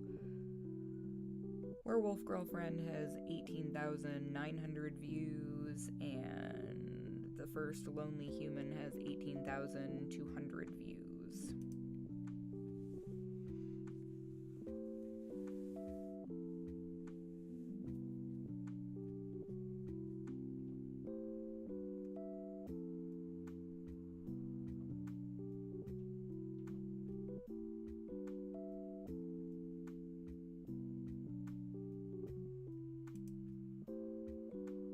Stream of consciousness creation, like doing improv, is really, really weird at first, I'll add.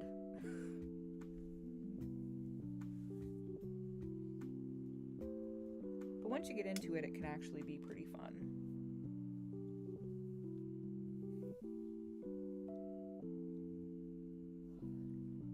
And I usually do most of my things in one take.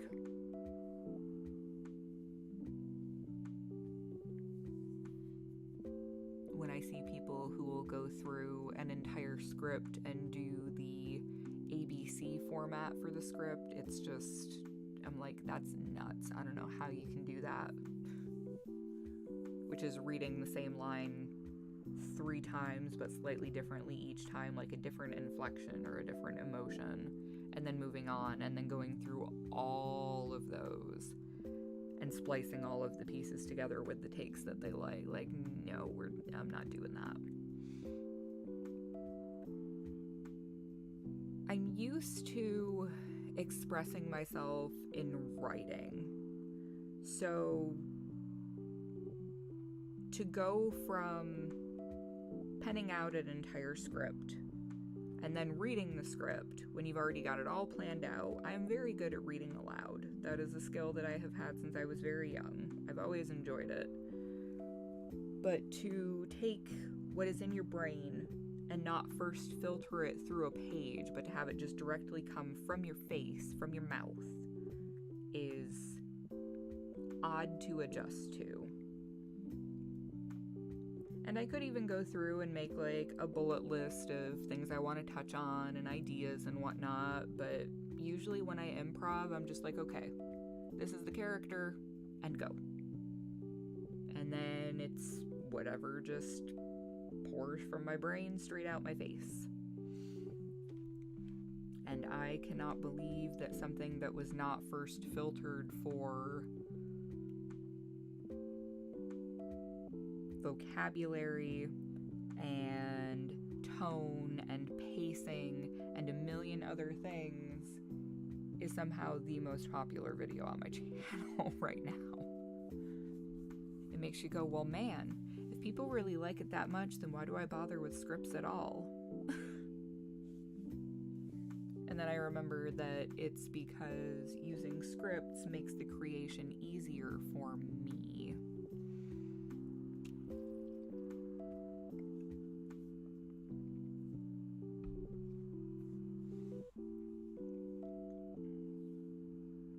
The only console that I have currently is an Xbox.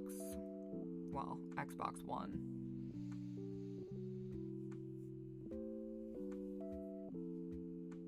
I grew up with PlayStations though. But I got an Xbox so that when the kids are here, if they want to, they can still play games with their dad. Because I am a nice co-parent. Unlike some other people in my co-parenting relationship.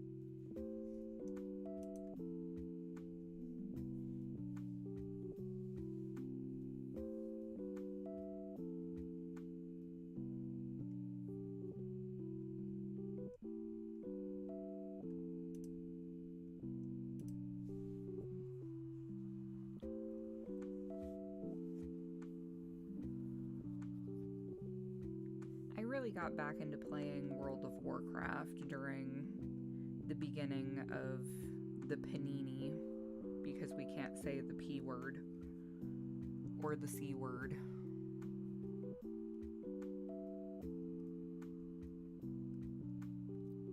But then once things started to open back up, didn't have time for it anymore, and I wasn't going to pay for it anymore, and now there are some things about business practices and things going on in Blizzard that I am not entirely pleased with.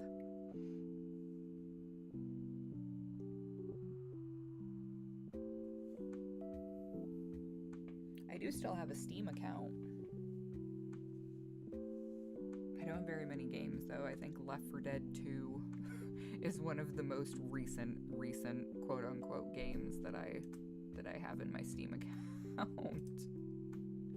And it's been a long time since I've played that. Left 4 Dead 2 was like the big thing with all of my friends probably,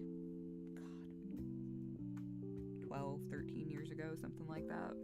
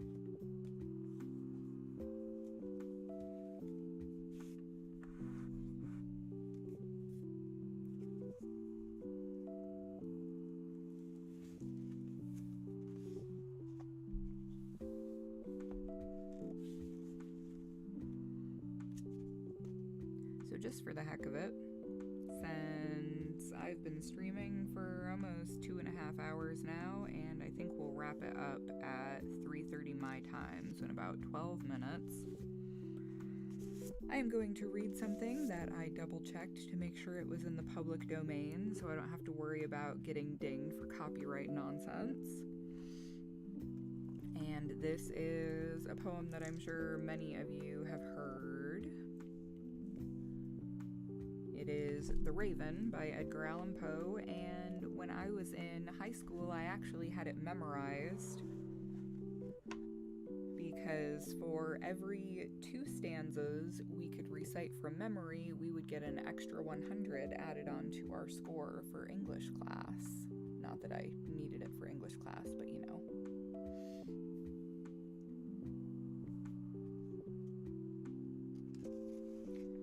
So, I actually have this, if you can hear the pages turning. I actually have the huge hardcover complete tales and poems of Edgar Allan Poe. And yes, I was a goth kid when I was a teenager. I'm still a goth kid at heart. I just don't have the energy to go to the effort of dressing that way and doing the makeup. So yeah. Anyway. This is The Raven by Edgar Allan Poe. Once upon a midnight dreary, while I pondered, weak and weary, over many a quaint and curious volume of forgotten lore, while I nodded, nearly napping, suddenly there came a tapping, as of someone gently rapping at my chamber door. "'Tis some visitor," I muttered, tapping at my chamber door. Only this, and nothing more. Ah, distinctly I remember, it was in the bleak December, and each separate dying ember wrought its ghost upon the floor. Eagerly I wished the morrow, vainly I had sought to borrow from my book surcease of sorrow, sorrow for the lost Lenore, for the rare and radiant maiden whom the angels name Lenore, nameless here forevermore. And the silken, sad, uncertain rustling of each purple curtain thrilled me, filled me with fantastic terrors never felt before. So that now, to still the beating of my heart, I stood repeating, "'Tis some visitor entreating entrance at my chamber door. Some late visitor entreating entrance at my chamber door. This is it, and nothing more." Presently my soul grew stronger, hesitating, then no longer. "Sir," said I, "or madam, truly your forgiveness I implore. But the fact is I was napping, and so gently you came rapping, and so faintly you came tapping at my chamber door, that I scarce was sure I heard you. Here I opened wide the door. Darkness there, and nothing more." Deep into that darkness peering, long I stood there, wondering, fearing, doubting, dreaming dreams no mortal ever dared to dream before. But the silence was unbroken, and the stillness gave no token. And the only word there spoken was the whispered word, Lenore. This I whispered, and an echo murmured back the word, Lenore. Merely this, and nothing more.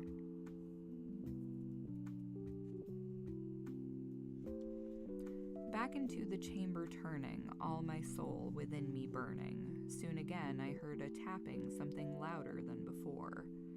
"Surely," said I, "surely that is something at my window lattice. Let me see then what thereat is, and this mystery explore. Let my heart be still a moment, and this mystery explore. 'Tis the wind, and nothing more." Open here I flung the shutter, when with many a flirt and flutter in there stepped a stately raven of the saintly days of yore. Not the least obeisance made he, not a minute stopped or stayed he, but with mien of lord or lady perched above my chamber door. Perched upon a bust of Pallas just above my chamber door. Perched and sat, and nothing more. Then this ebony bird beguiling my sad fancy into smiling, by the grave and stern decorum of the countenance it wore.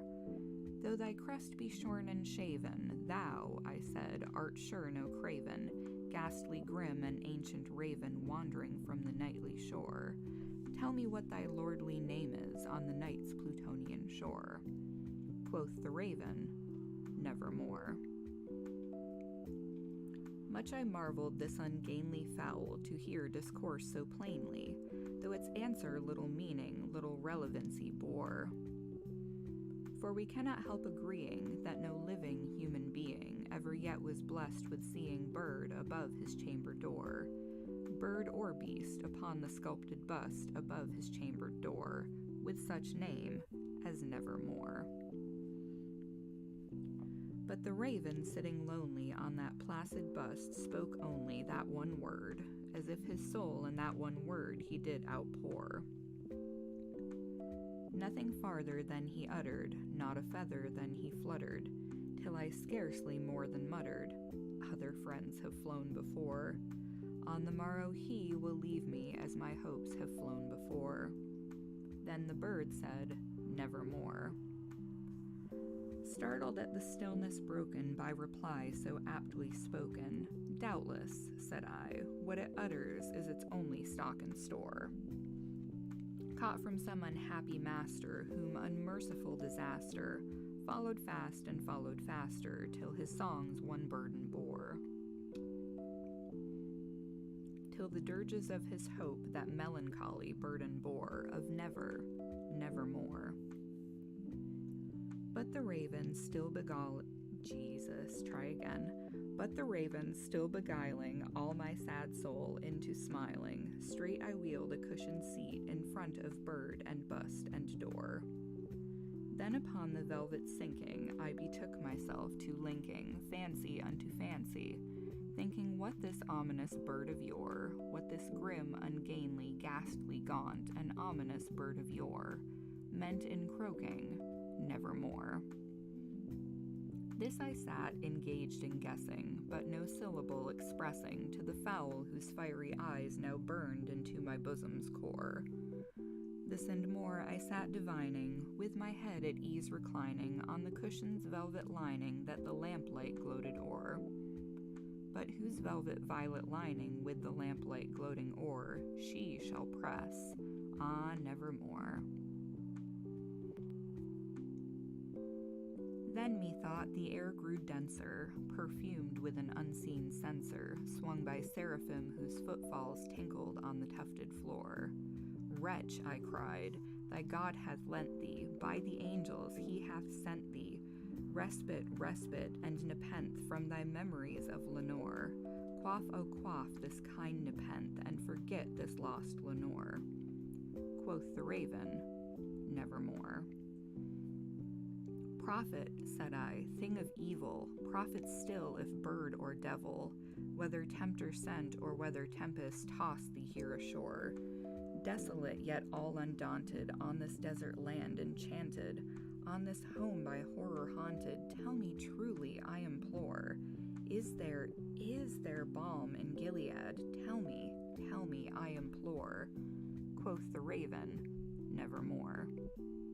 Be that word our sign of parting, bird or fiend, I shrieked upstarting. Get thee back into the tempest and the night's Plutonian shore. Leave no black plume as a token of that lie thy soul hath spoken. Leave my loneliness unbroken. Quit the bust above my door.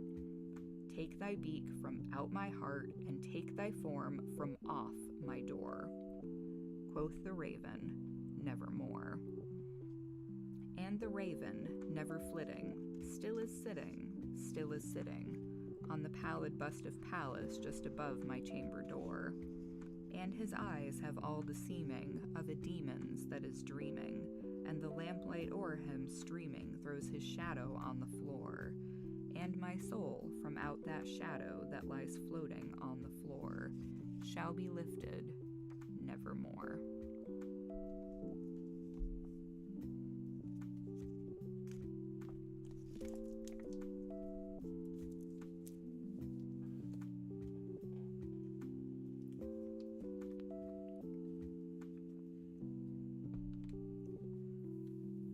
Every once in a while, I make myself go read through older literature out loud,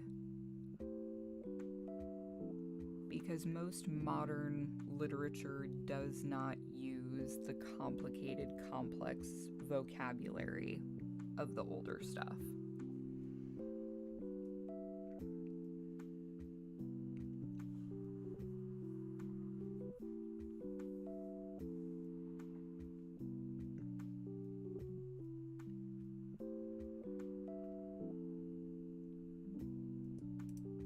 And yeah, I really like the SCP tales, but I wasn't sure if they were going to be something that was going to get me dinged for recycled content, despite the fact that, as far as I know, there's nobody else who's narrated the tales of the Black Queen.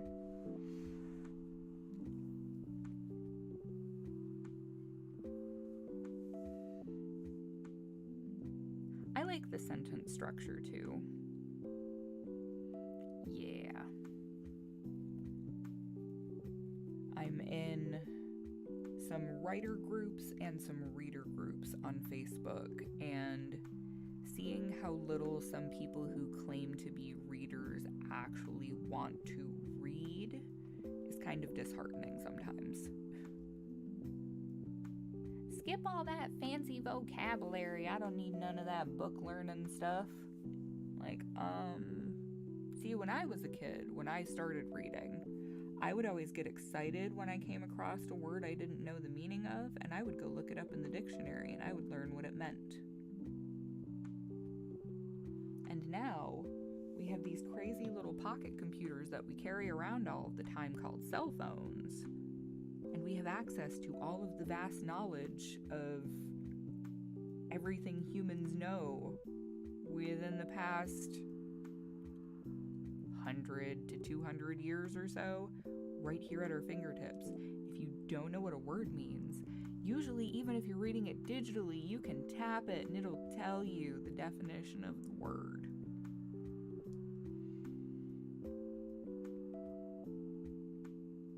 But I get that some people want to consume content that is not brain heavy. I get it. That's just not for me. It's not the way I like to do things. And no phone, I'm not missing out on Fiverr notifications. I've gotten plenty of them. I still have 2 scripts I need to finish for that other bulk order.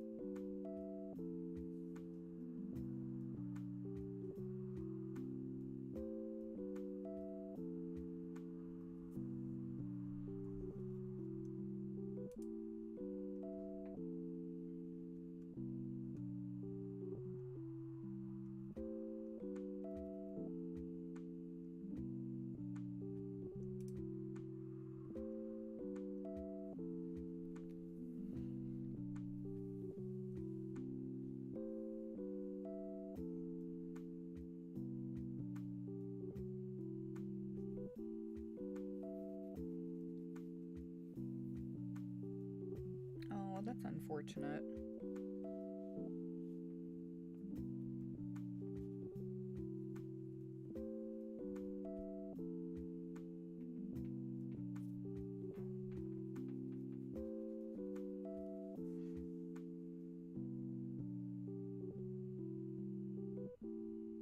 I've always loved memorizing how to spell things and looking up the definitions of words.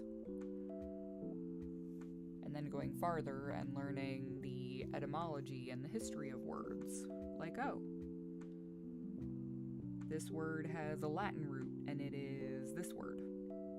Cool. And then I took Latin for 6 years, so...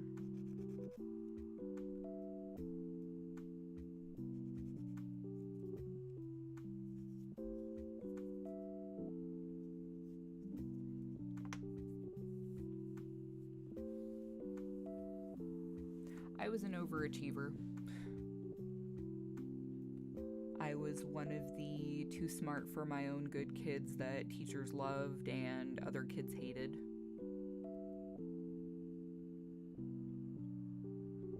When I graduated from high school, I had 18 college credits already because I took English 101 and 102 my senior year. I took Psychology and Sociology 101 in 11th grade. And I took a Build Your Own Business retail class that was through our local community college when I was in junior and senior year too.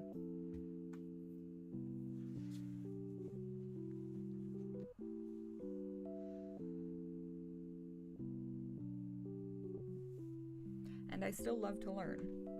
I think that learning is the meaning of life. We're meant to learn things. And it makes me sad when people proudly declare, oh, well, I haven't read a book since I was in high school. I'm like, you don't read things just for the fun of it? Like, I can understand not forcing yourself to read classic literature like was shoved down our throats in high school, because some of that was crap. I would say that my most hated high school read would definitely have been Catcher in the Rye.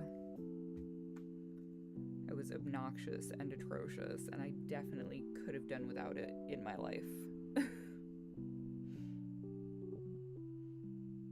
But then we had to read some books that other people hated that I thought were amazing, like Brave New World by Aldous Huxley is probably still the best book that I had to read in high school. My major was a crap major because I went to a community college and got an associate's degree, and the only reason I got to go was because I had good grades and my parents were poor, and so was I. So I have an associate's degree in quote-unquote humanities and social sciences. I took anatomy and physiology, I took basic biology, I took microbiology, I took mythology and philosophy and religions of the Far East, and a creative writing class, which was horrible because the professor was a short story writer, not a novel writer, so he didn't have much good information to offer me, and 90% of the other kids there just needed to fill an English elective, so it was not useful.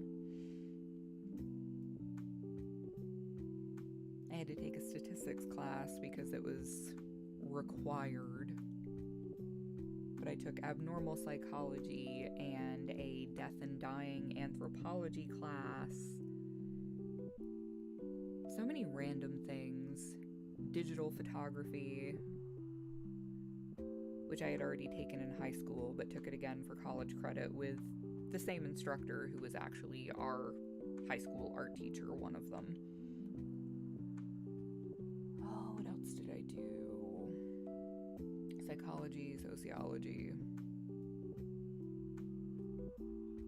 I took a few short story classes, which introduced me to some prolific short story writers that I'd never really been exposed to before.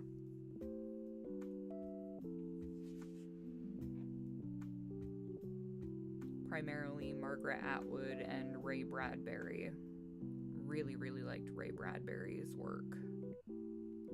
I actually still have that book, and I graduated from college in 2006, so yeah, that's saying something.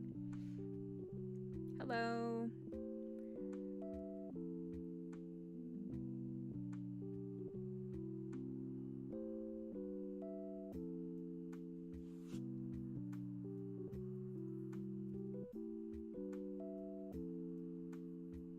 Oh, and I also took archery at college for one of my gym classes because that was fun.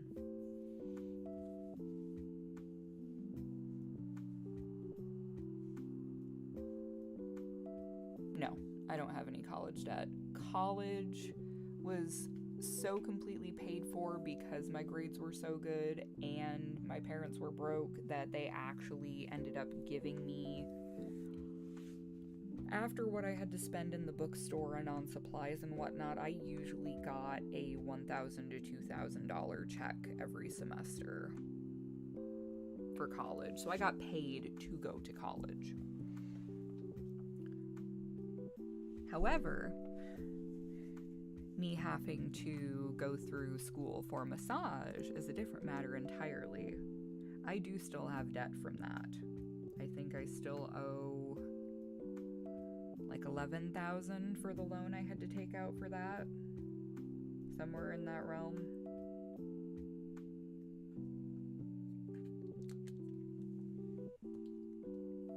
I was hoping to stick with massage long enough to completely pay that off at least, but with the way it's been lately, I honestly don't know if I'm even going to bother renewing my license next year. I might just forget about it and go back to working retail just for consistency of hours and pay. Yeah, that'd be great.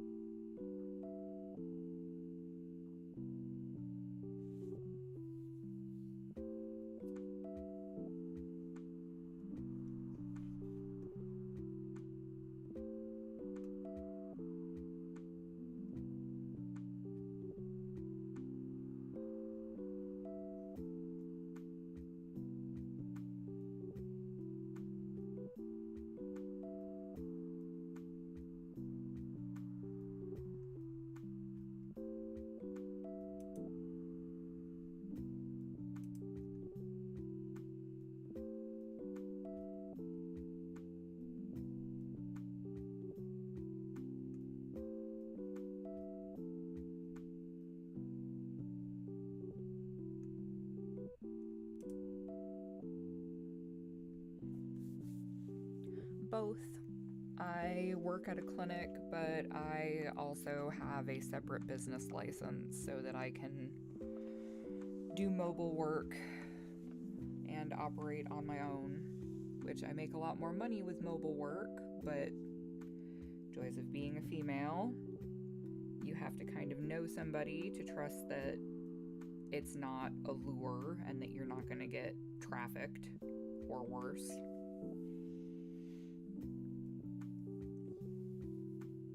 There are some places out here where I've been called out for a job and have gotten there and called them to cancel. I'm like, yeah, no, I'm not coming inside. Because it sounds like there's a really loud party going on. This is in kind of a scary part of town in the first place.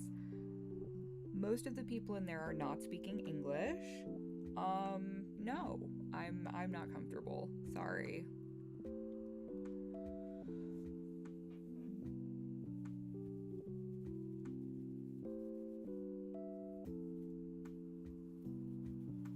But when I do mobile work, I get to keep all of the money, as opposed to getting $27 an hour at the clinic. My hourly rate for mobile work is about $70 an hour, so... And that's, to include travel, because gas is absolutely ludicrous right now.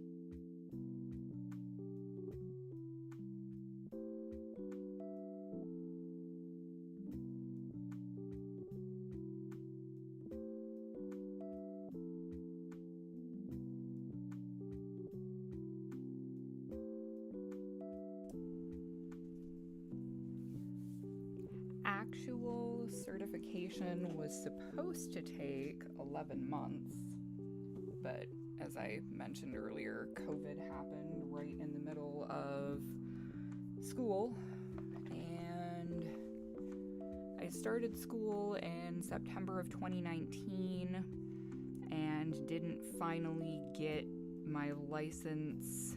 Well, I finished school in January of 2021. Had to finish up all of my clinic hours because you have to have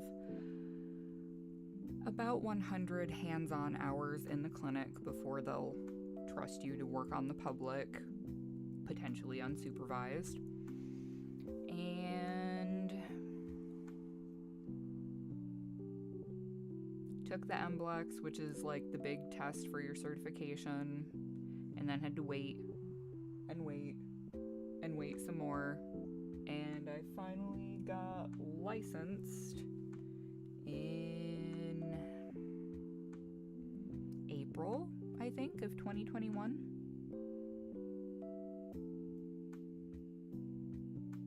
So it took about a year and a half.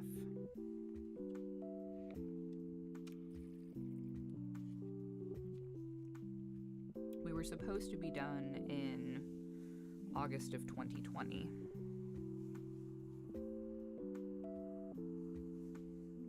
And COVID kind of made sure that that just didn't go that way.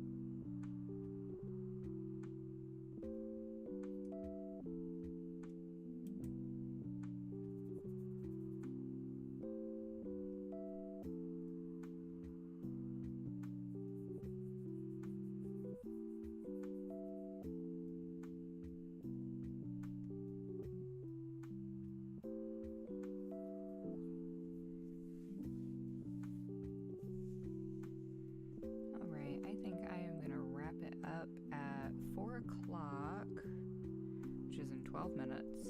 So if anybody has any other questions or anything you're curious about, if you have any suggestions for any content you would really like to see or types of content you would like to see, let me know.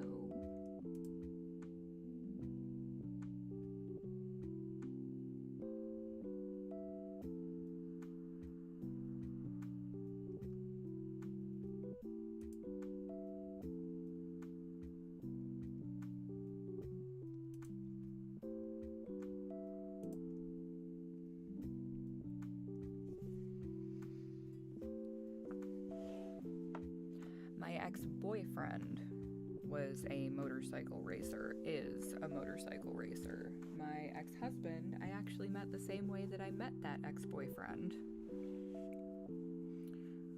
which would be online, because I have no life and don't interact with humans outside of work.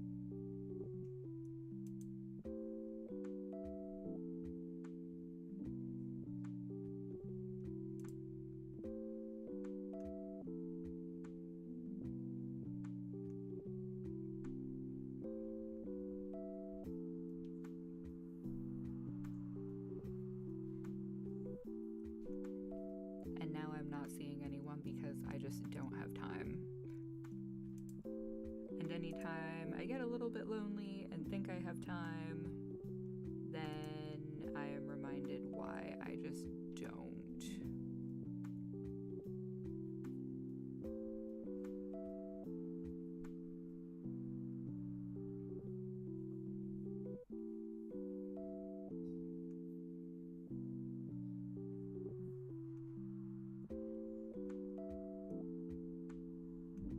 Trying to juggle schedules with other adults is difficult.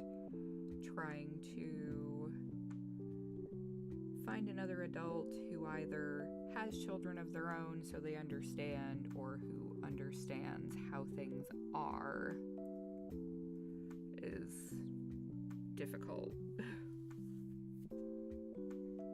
And I just don't have the time to dedicate to it.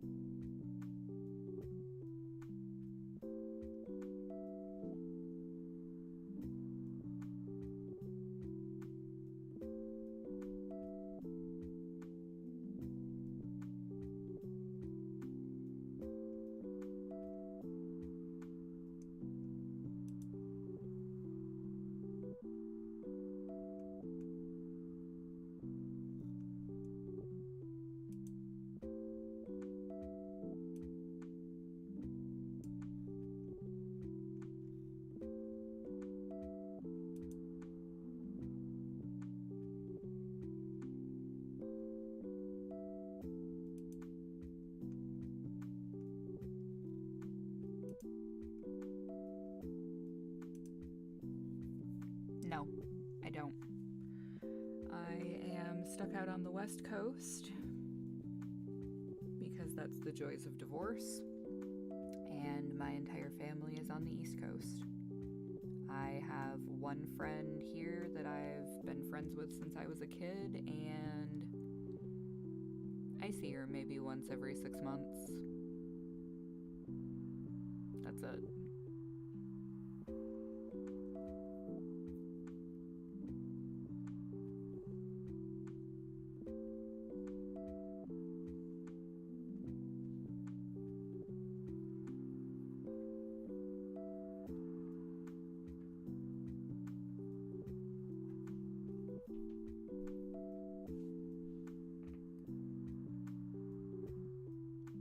Not exactly the way I pictured my life being in my mid-30s when I decided to get married in my mid-20s.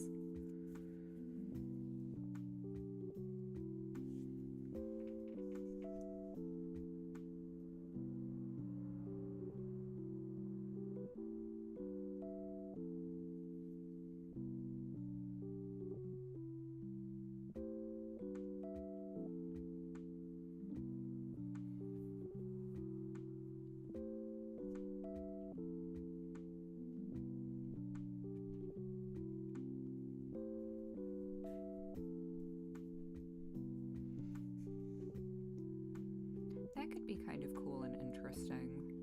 There's a lot of things that I want to do as far as having other voice actors have bit parts in things that I want to write.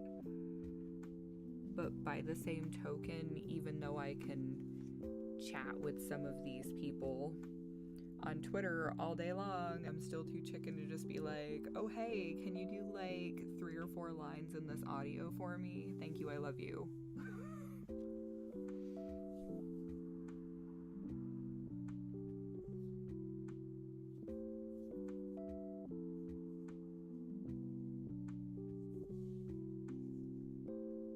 And yeah, I have 50-50 split custody with my ex-husband, so I could go back home to the East Coast if I didn't want to see my kids, you know, and I'd actually be able to afford to live well over there because the cost of living is so crazy here comparatively, but I can't in good conscience bail on my kids.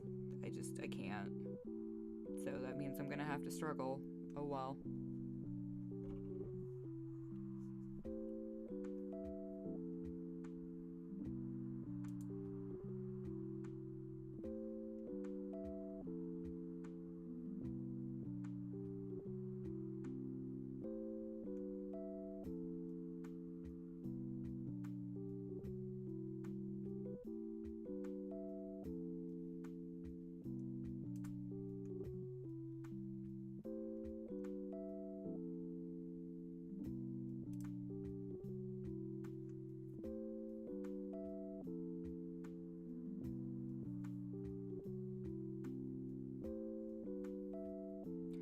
My family cannot afford to come visit, and I can't afford to go visit them either.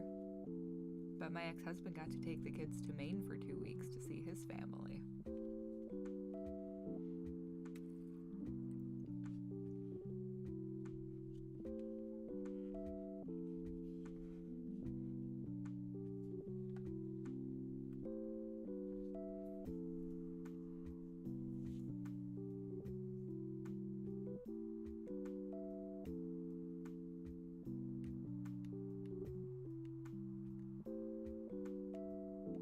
I haven't gotten to see my parents in person since we moved out here almost 7 years ago.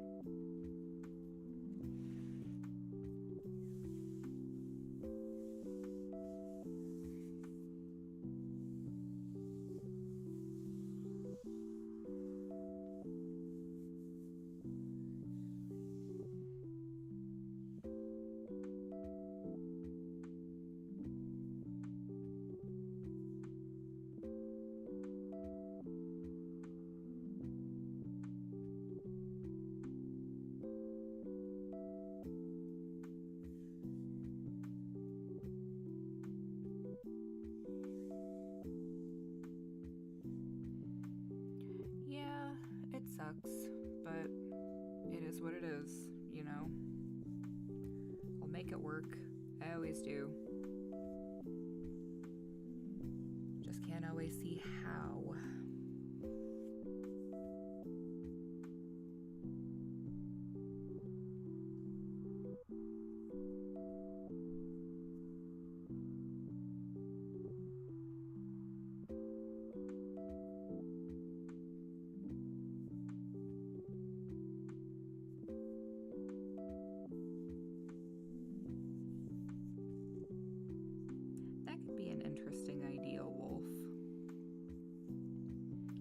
I'd have to make it really meta though if I was gonna do that. Really, really meta.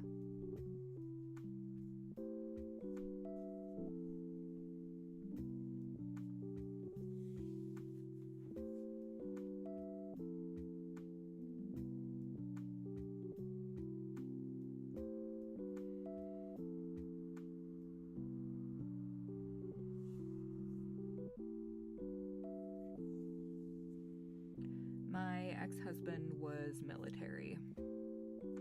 The motorcycle racer was the boyfriend I had after getting divorced. But yeah, Army work brought us from New York to here.